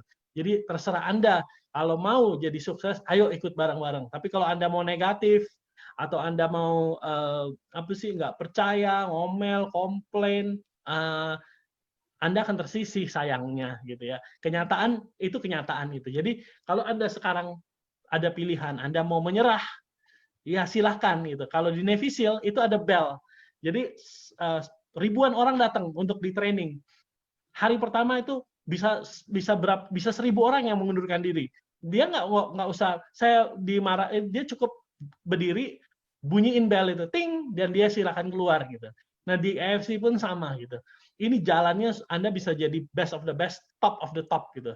Cuman Anda akan dikasih pilihan, mau menyerah sekarang, ini bunyiin bellnya, lalu Anda menyerah sekarang, dan Anda tidak akan pernah melihat something yang more gitu ya dalam hidup Anda nanti gitu. Tapi kalau Anda sekarang ngalamin ini, nggak apa-apa, anggap aja proses gitu. Saya akan jadi Bushido, lewatin semua ini sama-sama. AFC adalah tempatnya Anda bisa sukses gitu. Semuanya udah didesain untuk Anda jadi sukses di sini. Amin. Oke, Pak Ernest, ini kita masuk ke pertanyaan dulu ya. Saya nggak akan bisa bacakan semua pertanyaan-pertanyaan. Saya akan pilihkan yang mewakili saja karena waktu kita juga terbatas.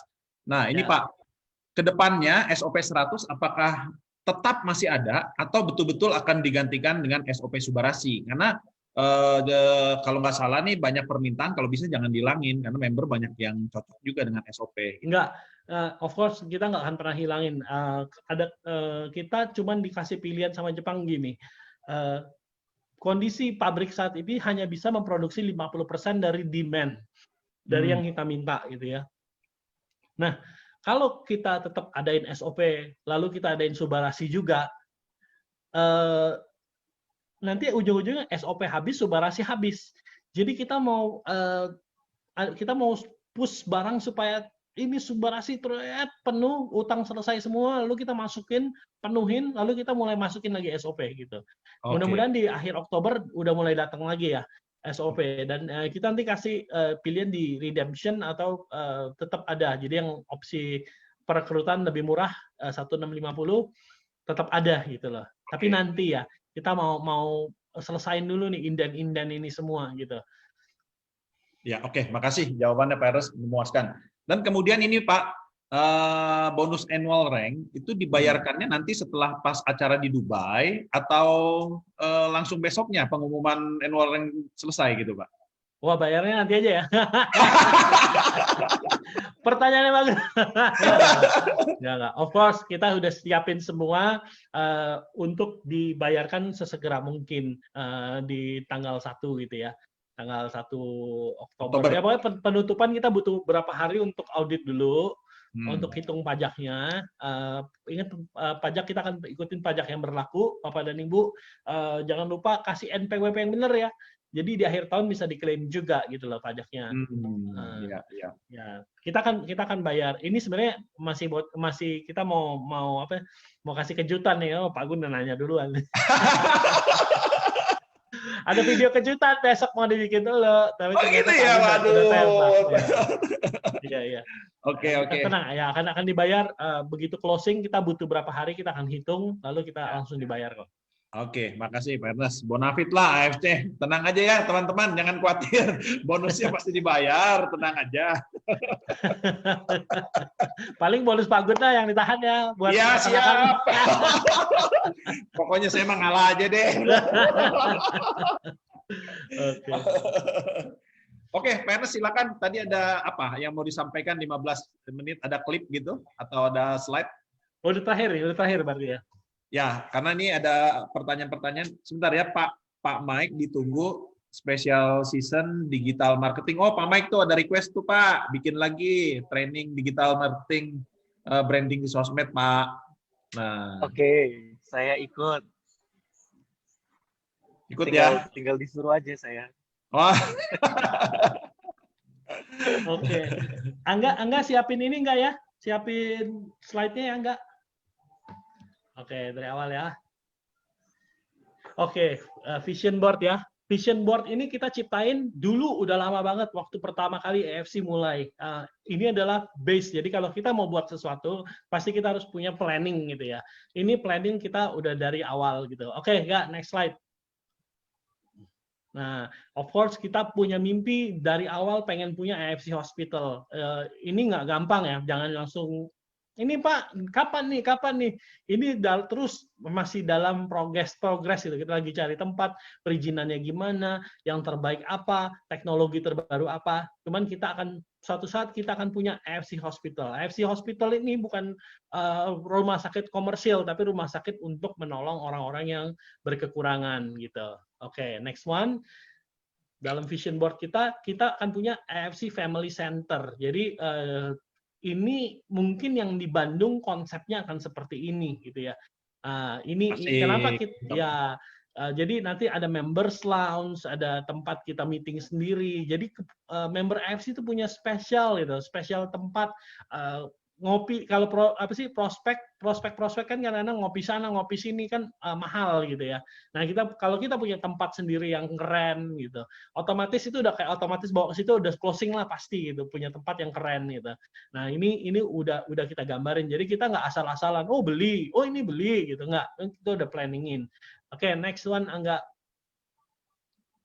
Nah, kita juga akan punya gedung sendiri, AFC Tower ini juga Bandung either ini atau yang tadi gitu ya. Oke, next one. Ini kita nanti punya kelas training gitu ya, training dan ini sebenarnya sudah berjalan nih. Ini memang foto toko komputer karena dulu kita ya bingung mau bikin kelas gimana ya. Ini kita ambil gambar toko komputer, tapi sebenarnya ini adalah kelas training. Jadi di sini leader-leader Anda akan men-training Anda menjadi juara semua gitu. Gimana cara closing? Sebenarnya ini udah dilakuin, tapi kita lakuin digital sekarang. Nanti menuju kita punya modul-modul yang sudah fix. Jadi semua orang bisa ikutin benar-benar kayak franchise yang dituntun gitu. Oke, next one Angga. Kita akan go public, ini janji saya waktu di cruise ya, ingat nggak? Kita akan jadi MLM yang go public gitu. Go public sebenarnya kita bukan butuh dana. Kebanyakan orang go public butuh dana. Cuman kita mau menjadi the next step gitu ya.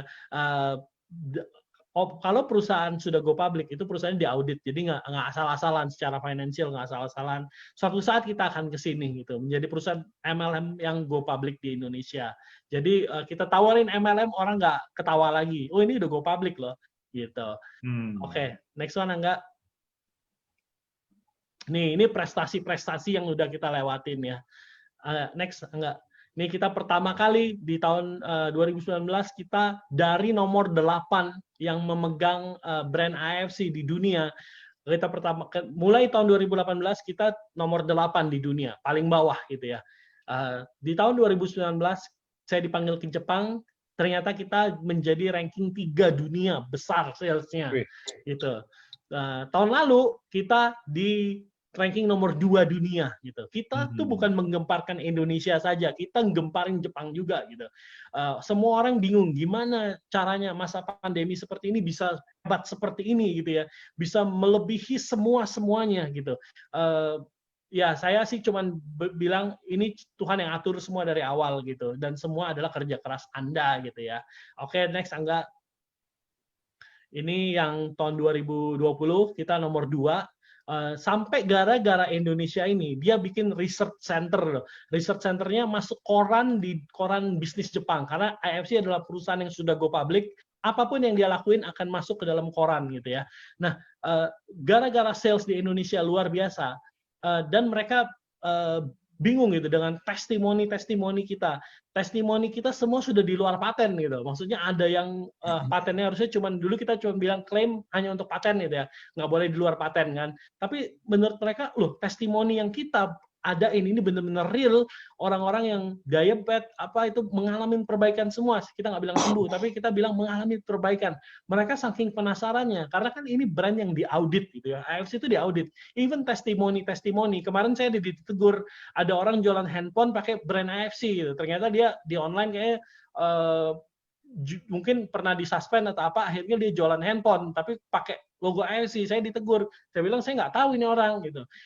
IFC itu nggak boleh sembarangan brandnya dipakai gitu.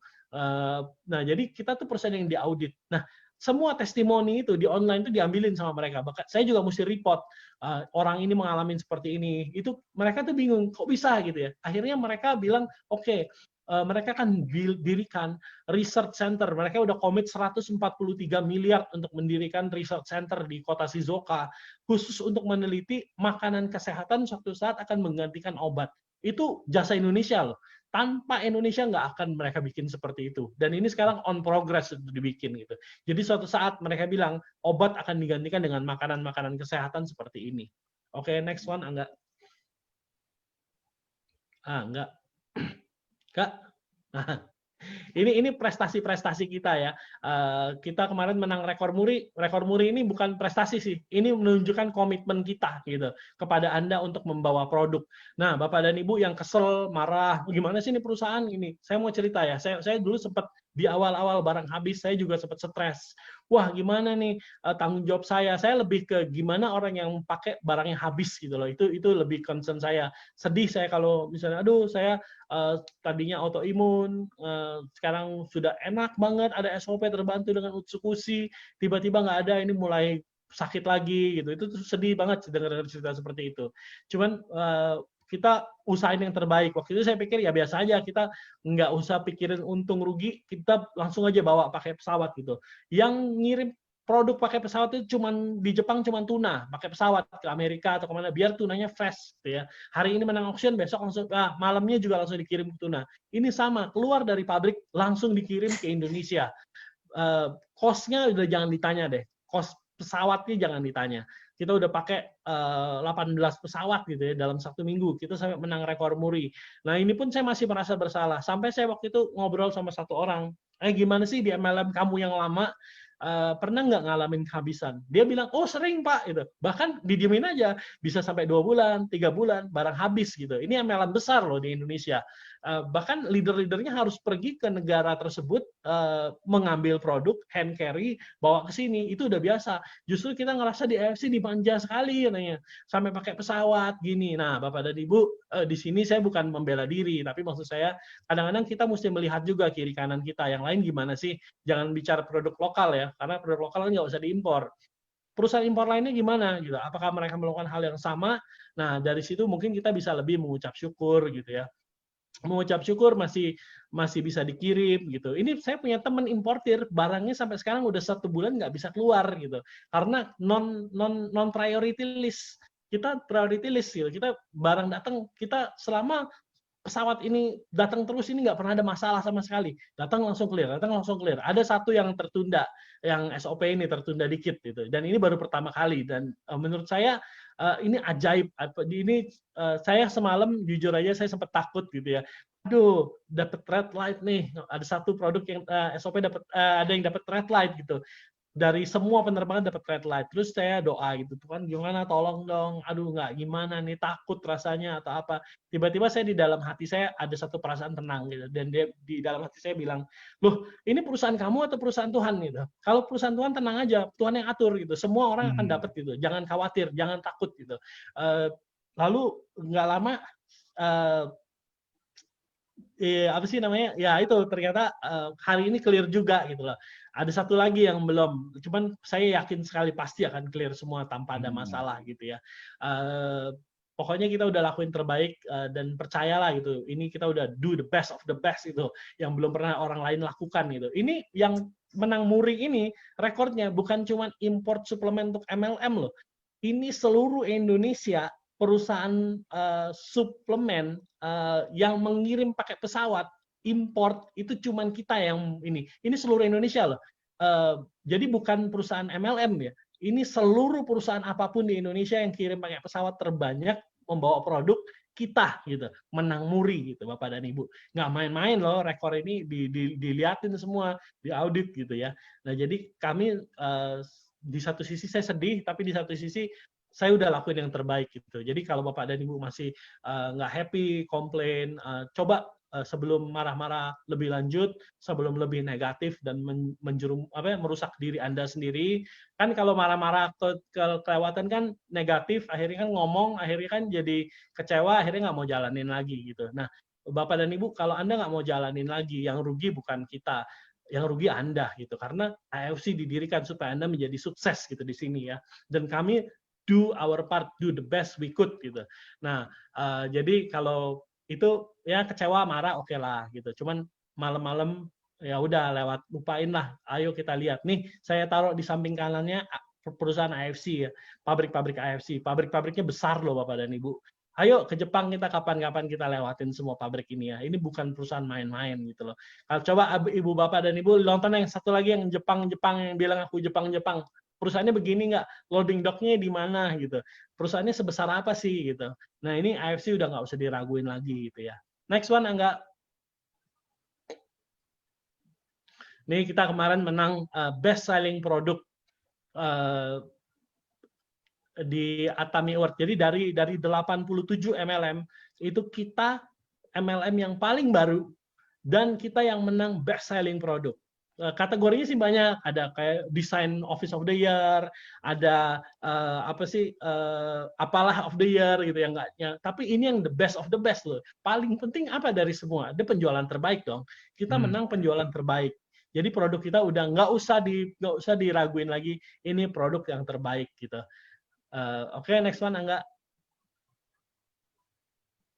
Ini yang tadi saya tunjukin, sales kita di bulan Maret dibilang legend, sales legend ya. Tapi di bulan Agustus lihat sendiri sales legend itu udah jauh di atas sana gitu ya. Bapak dan Ibu, ini kita bisa dibilang MLM terbaik saat ini ya. Maksudnya menurut ya dari data lah ya. Oke, next one Angga. Nih, cuman apa kata si Dwayne Johnson, dari semua kesuksesan yang ada. Nah, ini saya geser dikit, saya nggak bisa baca. Tuh, kalau ditanya apa sih key of success? Key of success there is no key gitu. Just be humble, hungry, always the hardest worker in the room gitu. Jadi stay hungry itu menurut saya paling penting gitu. Perusahaan MLM akan jatuh waktu dia bilang, saya udah gede nih, saya udah cukup, oh ini udah the best of the best, udah selesai. Disitulah masanya MLM itu akan jatuh gitu. Jadi kita akan stay hungry. Saya nggak pernah lihat ini sudah puncaknya, ini justru baru mulai gitu. Kita lagi siapin infrastruktur Bapak dan Ibu. Jadi kalau ngelihat kita bikin tempat-tempat di Bandung, di Medan, jangan malah jadi negatif. Ini kita lagi siapin infrastruktur untuk jadi sangat besar sekali gitu loh. Ini belum apa-apa loh. 200.000 member nothing gitu. Ada MLM yang sudah 2 juta member dan tapi salesnya jauh di bawah kita. Itu maksudnya harus ada stay hungry itu. Kalau kita benar-benar perusahaan yang selalu stay hungry dan saya akan always be the best hardest worker in the room gitu ya.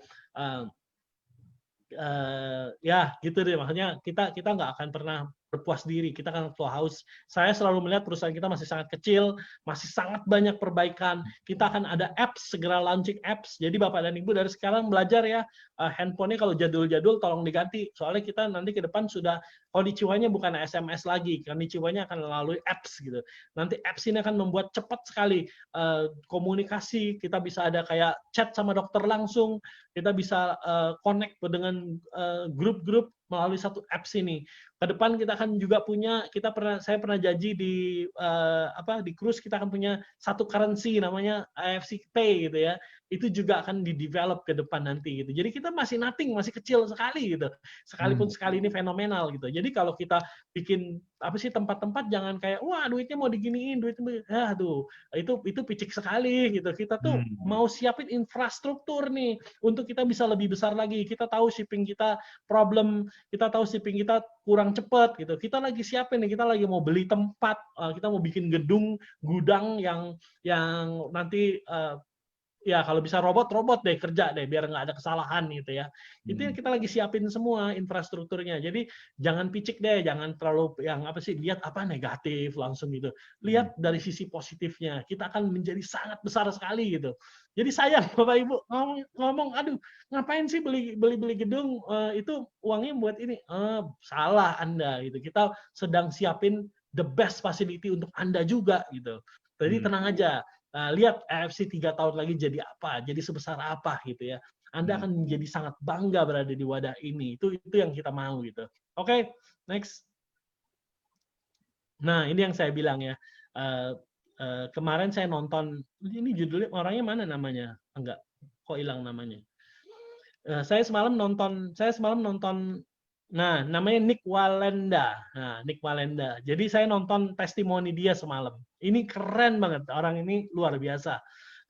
Dia ini memang sudah biasa dari keluarganya memang dari dulu kerjaannya begini, di sirkus, jalan gitu ya, tightrope ini. Dia sudah nyebrangin Niagara Falls. Dia sudah nyebrangin Twin Tower kalau nggak salah, Twin Tower, dia menyeberangin banyak yang dia sudah seberangin yang hal-hal yang mustahil gitu ya. Dia lakuin. Dia pernah satu kali jatuh gitu. Lagi latihan tiba-tiba jatuh gitu ya. Terus dia bilang waktu dia mau memulai lagi di Niagara Falls nih, dia mau mulai lagi, dia bilang katanya selalu ada image yang wah gua jatuh nih, gimana gitu. Cuman dia bilang katanya akhirnya dia harus ubah mindset ternyata. Kuncinya simpel, ubah mindset aja. Saya pasti bisa sampai di ujung sana. Saya pasti akan sukses gitu. Dia memulai ubah waktu ada hal negatif dia selalu bilang, Tuhan bisa mampuin saya pasti bisa nyebrang. Jadi yang dibayangin cuman dia sudah ada di seberang sana. Jadi dia cuman step by step lakuin. Terus wartawan nanya, waktu nanti kalau Bapak dan Ibu ada waktu tonton nih Nick Wallenda nyebrangin Niagara Falls. Itu benar-benar kabutnya luar biasa, anginnya gede, di bawah itu air terjun yang besar gitu. Dia bilang gimana tuh, nggak kelihatan sama sekali, semua kabut. Gimana saya bisa itu? Karena waktu saya mau mulai dari sini, dari sisi Amerika, saya sudah tahu saya ada di Kanada. Dia bilang. Jadi saya just walk it step by step. Yang lainnya is nothing gitu. Kabut-kabut itu angin semua distraction. Dia bilang it's only distraction. Itu hal negatif-negatif itu emang ada, cuman saya nggak terlalu peduliin. Saya tahu saya udah ada di depan sana. Saya cuma lakuin step by step gitu. Nah ini yang sekarang ada di AFC. Sekarang saya bisa bilang it's nothing, belum apa-apa ini gitu. Tapi saya tahu sesuatu yang besar banget akan terjadi di sana gitu. Dan saat ini kita lagi lakuin step by step. Kita memang baby di MLM. Kita banyak belajar dari masalah shipping, dari masalah yang kita akan terus perbaikan. Kita nggak akan diem. Kita akan terus kembangin gitu. Gimana caranya supaya bisa sukses di ini? Gimana supaya di satu tempat nanti di semua kota besar ada AFC Center gitu. Gimana caranya gitu? Hal-hal yang mustahil seperti ini gitu. Ini belum pernah ada MLM lain lakuin gitu. Cuman kita bervisi besar itu. Pasti suatu saat nanti orang bilang AFC, ya maksudnya bisa dibilang, oh saya bangga berada di wadah AFC ini. AFC memang beda gitu. Nah itu dan kita saat ini memang step by step sih lakuin. Kita masih banyak kesalahan, kita masih belajar dari sisi inventory, keberanian kita membuat PO yang lebih besar gitu. Gimana storage kita saat ini storage kita udah 4 kali upgrade nih, kita udah punya storage yang lebih besar 4 kali lipat dibanding waktu kita mulai dulu gitu loh. Cuman masih tetap kurang. Kita sudah mau beli yang lebih besar lagi gitu untuk fasilitas kita gitu. Semua resource, semua keuntungan sebagian besar hanya dibagi menjadi 2 gitu. Nomor 1 adalah untuk wadah memberi. Kita punya AFC Yayasan AFC yang itu untuk menolong orang-orang yang berkekurangan. Yang kedua adalah untuk upgrade diri gitu ya. Jadi kita sampai saat ini belum ambil profit yang gimana banget gitu ya untuk ownernya, untuk apa. Tapi kita selalu kembaliin lagi ke member. Kita nanti aja, keuntungan kami nanti aja lah gitu ya. Tapi ini kita mau bagusin dulu, kita mau perfectin lagi, cacatnya kita perfectin lagi. Kalau lihat itu video, salah satu yang saya paling suka adalah video Subarasi itu yang apa, Monozukuri itu saya suka banget video itu karena kita continuous improvement gitu.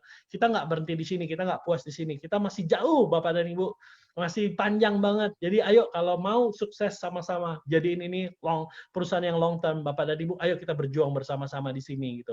Miliki battle scar itu nggak apa-apa ditolak, nggak apa-apa diomelin, dibilangin orang negatif nggak apa-apa. Tapi ini wadah yang memang disiapin buat Bapak dan Ibu sukses di sini gitu. Yuk kita berjuang bersama-sama gitu. Gimana cara Bapak dan Ibu berjuang bersama-sama di sini? Bapak dan Ibu laporin yang ada undercutting.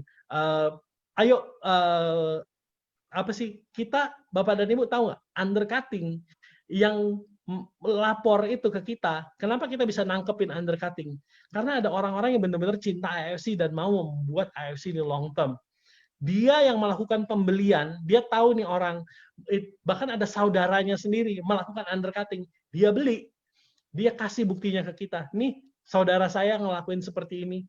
Kenapa saya laporin? Karena saya tahu AFC menjadi tempat buat hidup saya gitu. Jadi Bapak dan Ibu, ayo ikut aktif ke kita gitu. Bukti ini orang melakukan undercutting, jangan cuman gimana sih ini di sini di pasaran harganya sudah segini nih, banyak nih katanya yang jual 1.500.000, banyak yang jual segini di pasar ini. Itu justru Anda menjadi negatif kalau seperti itu. Ayo berjuang bersama, ayo report, ayo buktiin mana tuh ini.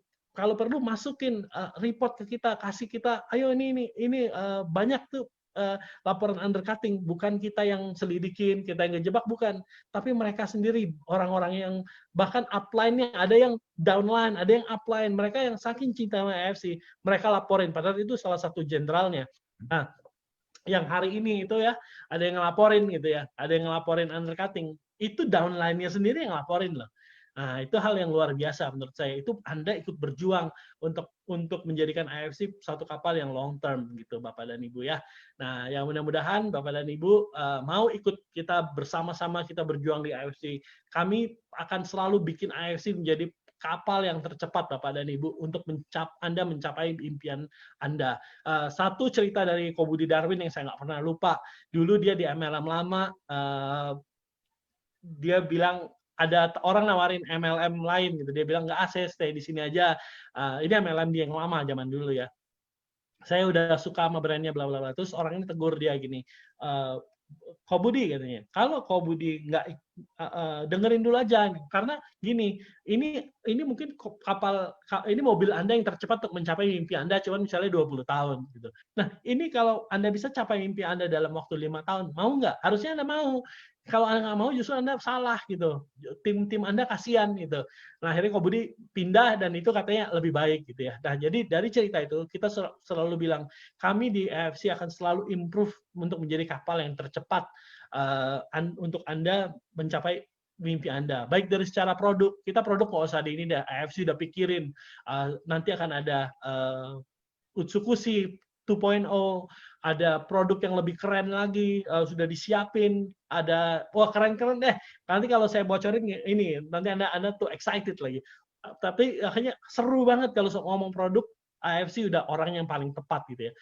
Profesor yang kerja, inventor, mereka yang sudah memang di bidangnya gitu loh. Jadi seru kalau sama mereka, produk udah nggak usah ini. Jadi kita di Indonesia, kita perbaikin infrastruktur, kita perbaikin fasilitas, kita perbaikin service kita gitu. Kami ini sebenarnya kayak tawaran bisnis sudah banyak banget, Pak, ayo ikutan bisnis ini, bisnis itu, inilah apalah. Saya bilang nggak dulu, saya mau fokus di AFC karena AFC masih jauh dari perfect gitu.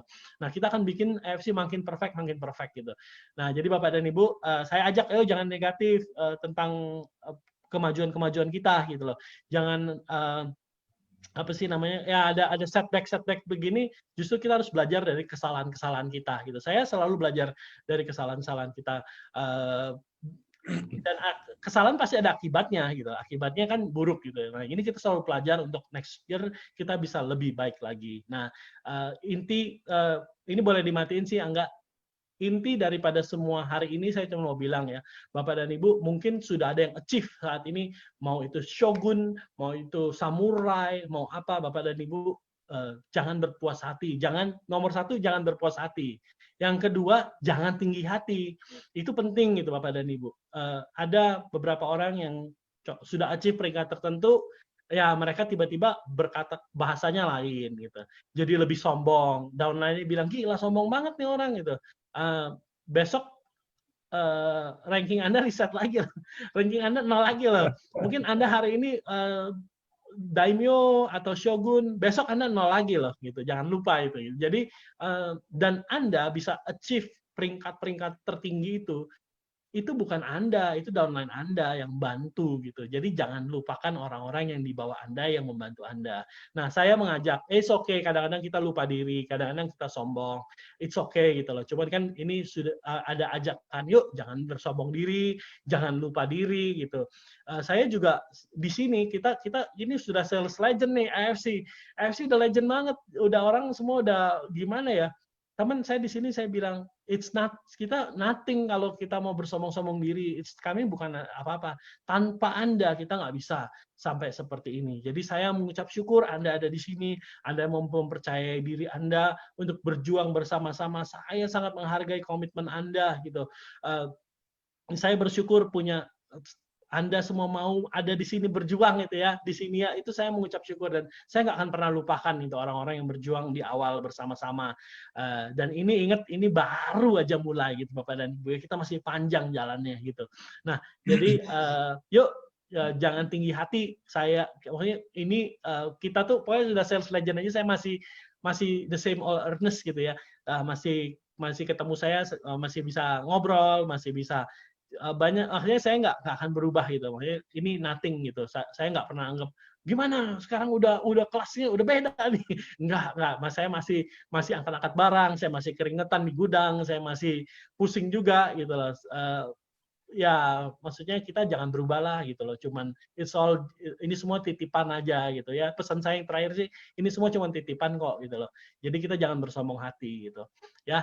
Yuk kita maju sama-sama, tahun depan kita akan lebih baik gitu, dari segi stok kita akan lebih baik, dari segi distribusi kita akan lebih baik, AFC akan jadi lebih baik. Yuk jangan menyerah sekarang, jangan ring the bell, jangan quit.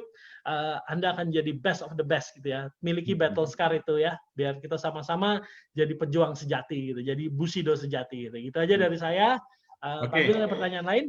Baik, Pak Ernest, terima kasih banyak. Nah, teman-teman, mungkin kalau teman-teman yang mengikuti sesi ini dari awal sampai akhir tidak lepas ya, dari pertanyaan-pertanyaan pertama saya giring sampai dengan terakhir, sebetulnya ini kita tidak ada janjian sama sekali.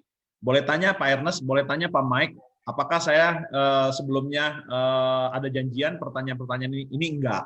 Saya munculkan pertanyaan-pertanyaan ini, di sini saya melihat dari setiap pertanyaan dan setiap jawaban, saya mendapati bahwa apa yang disampaikan oleh Pak Ernest maupun Pak Michael semuanya adalah tulus dan benar-benar tanpa trik.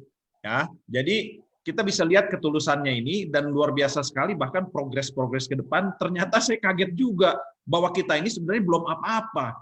Saya pikir kita ini udah booming luar biasa. Ternyata ini baru mulai, belum apa-apa. Nah, teman-teman berbahagialah bagi Anda yang baru pertama kali bergabung ya, mungkin baru tadi memutuskan join ya, ada teman-teman yang baru beberapa jam lalu memutuskan join, atau ada beberapa yang sudah beberapa hari, beberapa bulan tapi baru mulai memutuskan jalan di sini. Ini tepat ya, jadi timingnya sangat tepat sekali kalau kita mau start dari sekarang, karena planning ke depan masih sangat banyak, masih sangat besar sekali AFC ini ke depannya. Nah, sebelum kita akhiri malam hari ini, mungkin Pak Mike akan ada sampaikan pesan-pesan terakhir. Pak Mike, silakan Pak Mike. Oke. Basically saya sama untuk menjalani bisnis ini, kalau saya selalu keyword yang nggak boleh saya lupakan untuk diulang-ulang terus ke teman-teman, ke para leader di AFC, para member di AFC, itu adalah integritas. Oke. Itu itu value kita. Ya saya harap dengan menjadi member MLM, menjalankan bisnis MLM dengan integritas, ini akan memberikan bisnis yang long term buat kita semua. Saya sedikit tambahin mengenai kenapa sih kita tidak boleh. Banyak yang pikir ini yang nggak bolehin jualan di e-commerce tuh AFC. Bukan. Jadi Bapak Ibu kalau menjelaskan kepada downline atau kepada prospek, itu ada undang-undangnya, ada aturannya dari Kementerian Perdagangan. Jadi memang tidak boleh untuk MLM itu diperjualbelikan di e-commerce gitu. So saya harap kita berjalan sama-sama sesuai dengan visi misi kita. Jangan pernah lupain Bapak Ibu kalau share ke kalau share ke prospek atau ke downline, selalu dibaca benar-benar visi misinya. Itu hal simple, tapi kalau Bapak Ibu baca buku tentang Alibaba, ya, yang menyelamatkan mereka dari kehancuran itu adalah visi misinya. Gitu. Jadi ada di satu poin, Alibaba itu udah kehabisan investment, kemudian mereka hire seorang HR director dari perusahaan besar di hijack dari GE, udah tua. Kemudian dia membalikan Alibaba kepada visi misi awal. Habis itu mereka fly. Gitu. Itu ada bukunya. So, thank you so much buat malam ini Kogun dan tim dan semuanya yang sudah berpartisipasi. Ya saya percaya kita di sini berada di tempat yang tepat dengan value yang tepat. Dengan visi misi kita bersama akan mencapai sana. Terima kasih. Oke, terima kasih Pak Mike, terima kasih Pak Ernest, Thank you Pak Gun, thank you Mike, thank you sama-sama. Thank you. Teman-teman, kita jangan lupa ya berdoa selalu untuk Pak Mike, untuk Pak Ernest, untuk Pak Niko, Ibu Helen, dan seluruh manajemen yang ada supaya mereka berada dalam lindungan Tuhan, selalu sehat, dijauhkan dari segala penyakit dan sebagainya. Tentu juga kita berdoa supaya keluarga besar kita semua di AFC ini semua dalam lindungan Tuhan. Dan saya berdoa juga supaya teman-teman semuanya akan semakin hari semakin lancar karir bisnisnya, semakin dipermudah, konnichiwa-nya tambah lancar. Oke, terima kasih Pak Ernest, terima kasih Pak Michael, sampai jumpa, selamat malam semua teman-teman, makasih banyak ya, bye.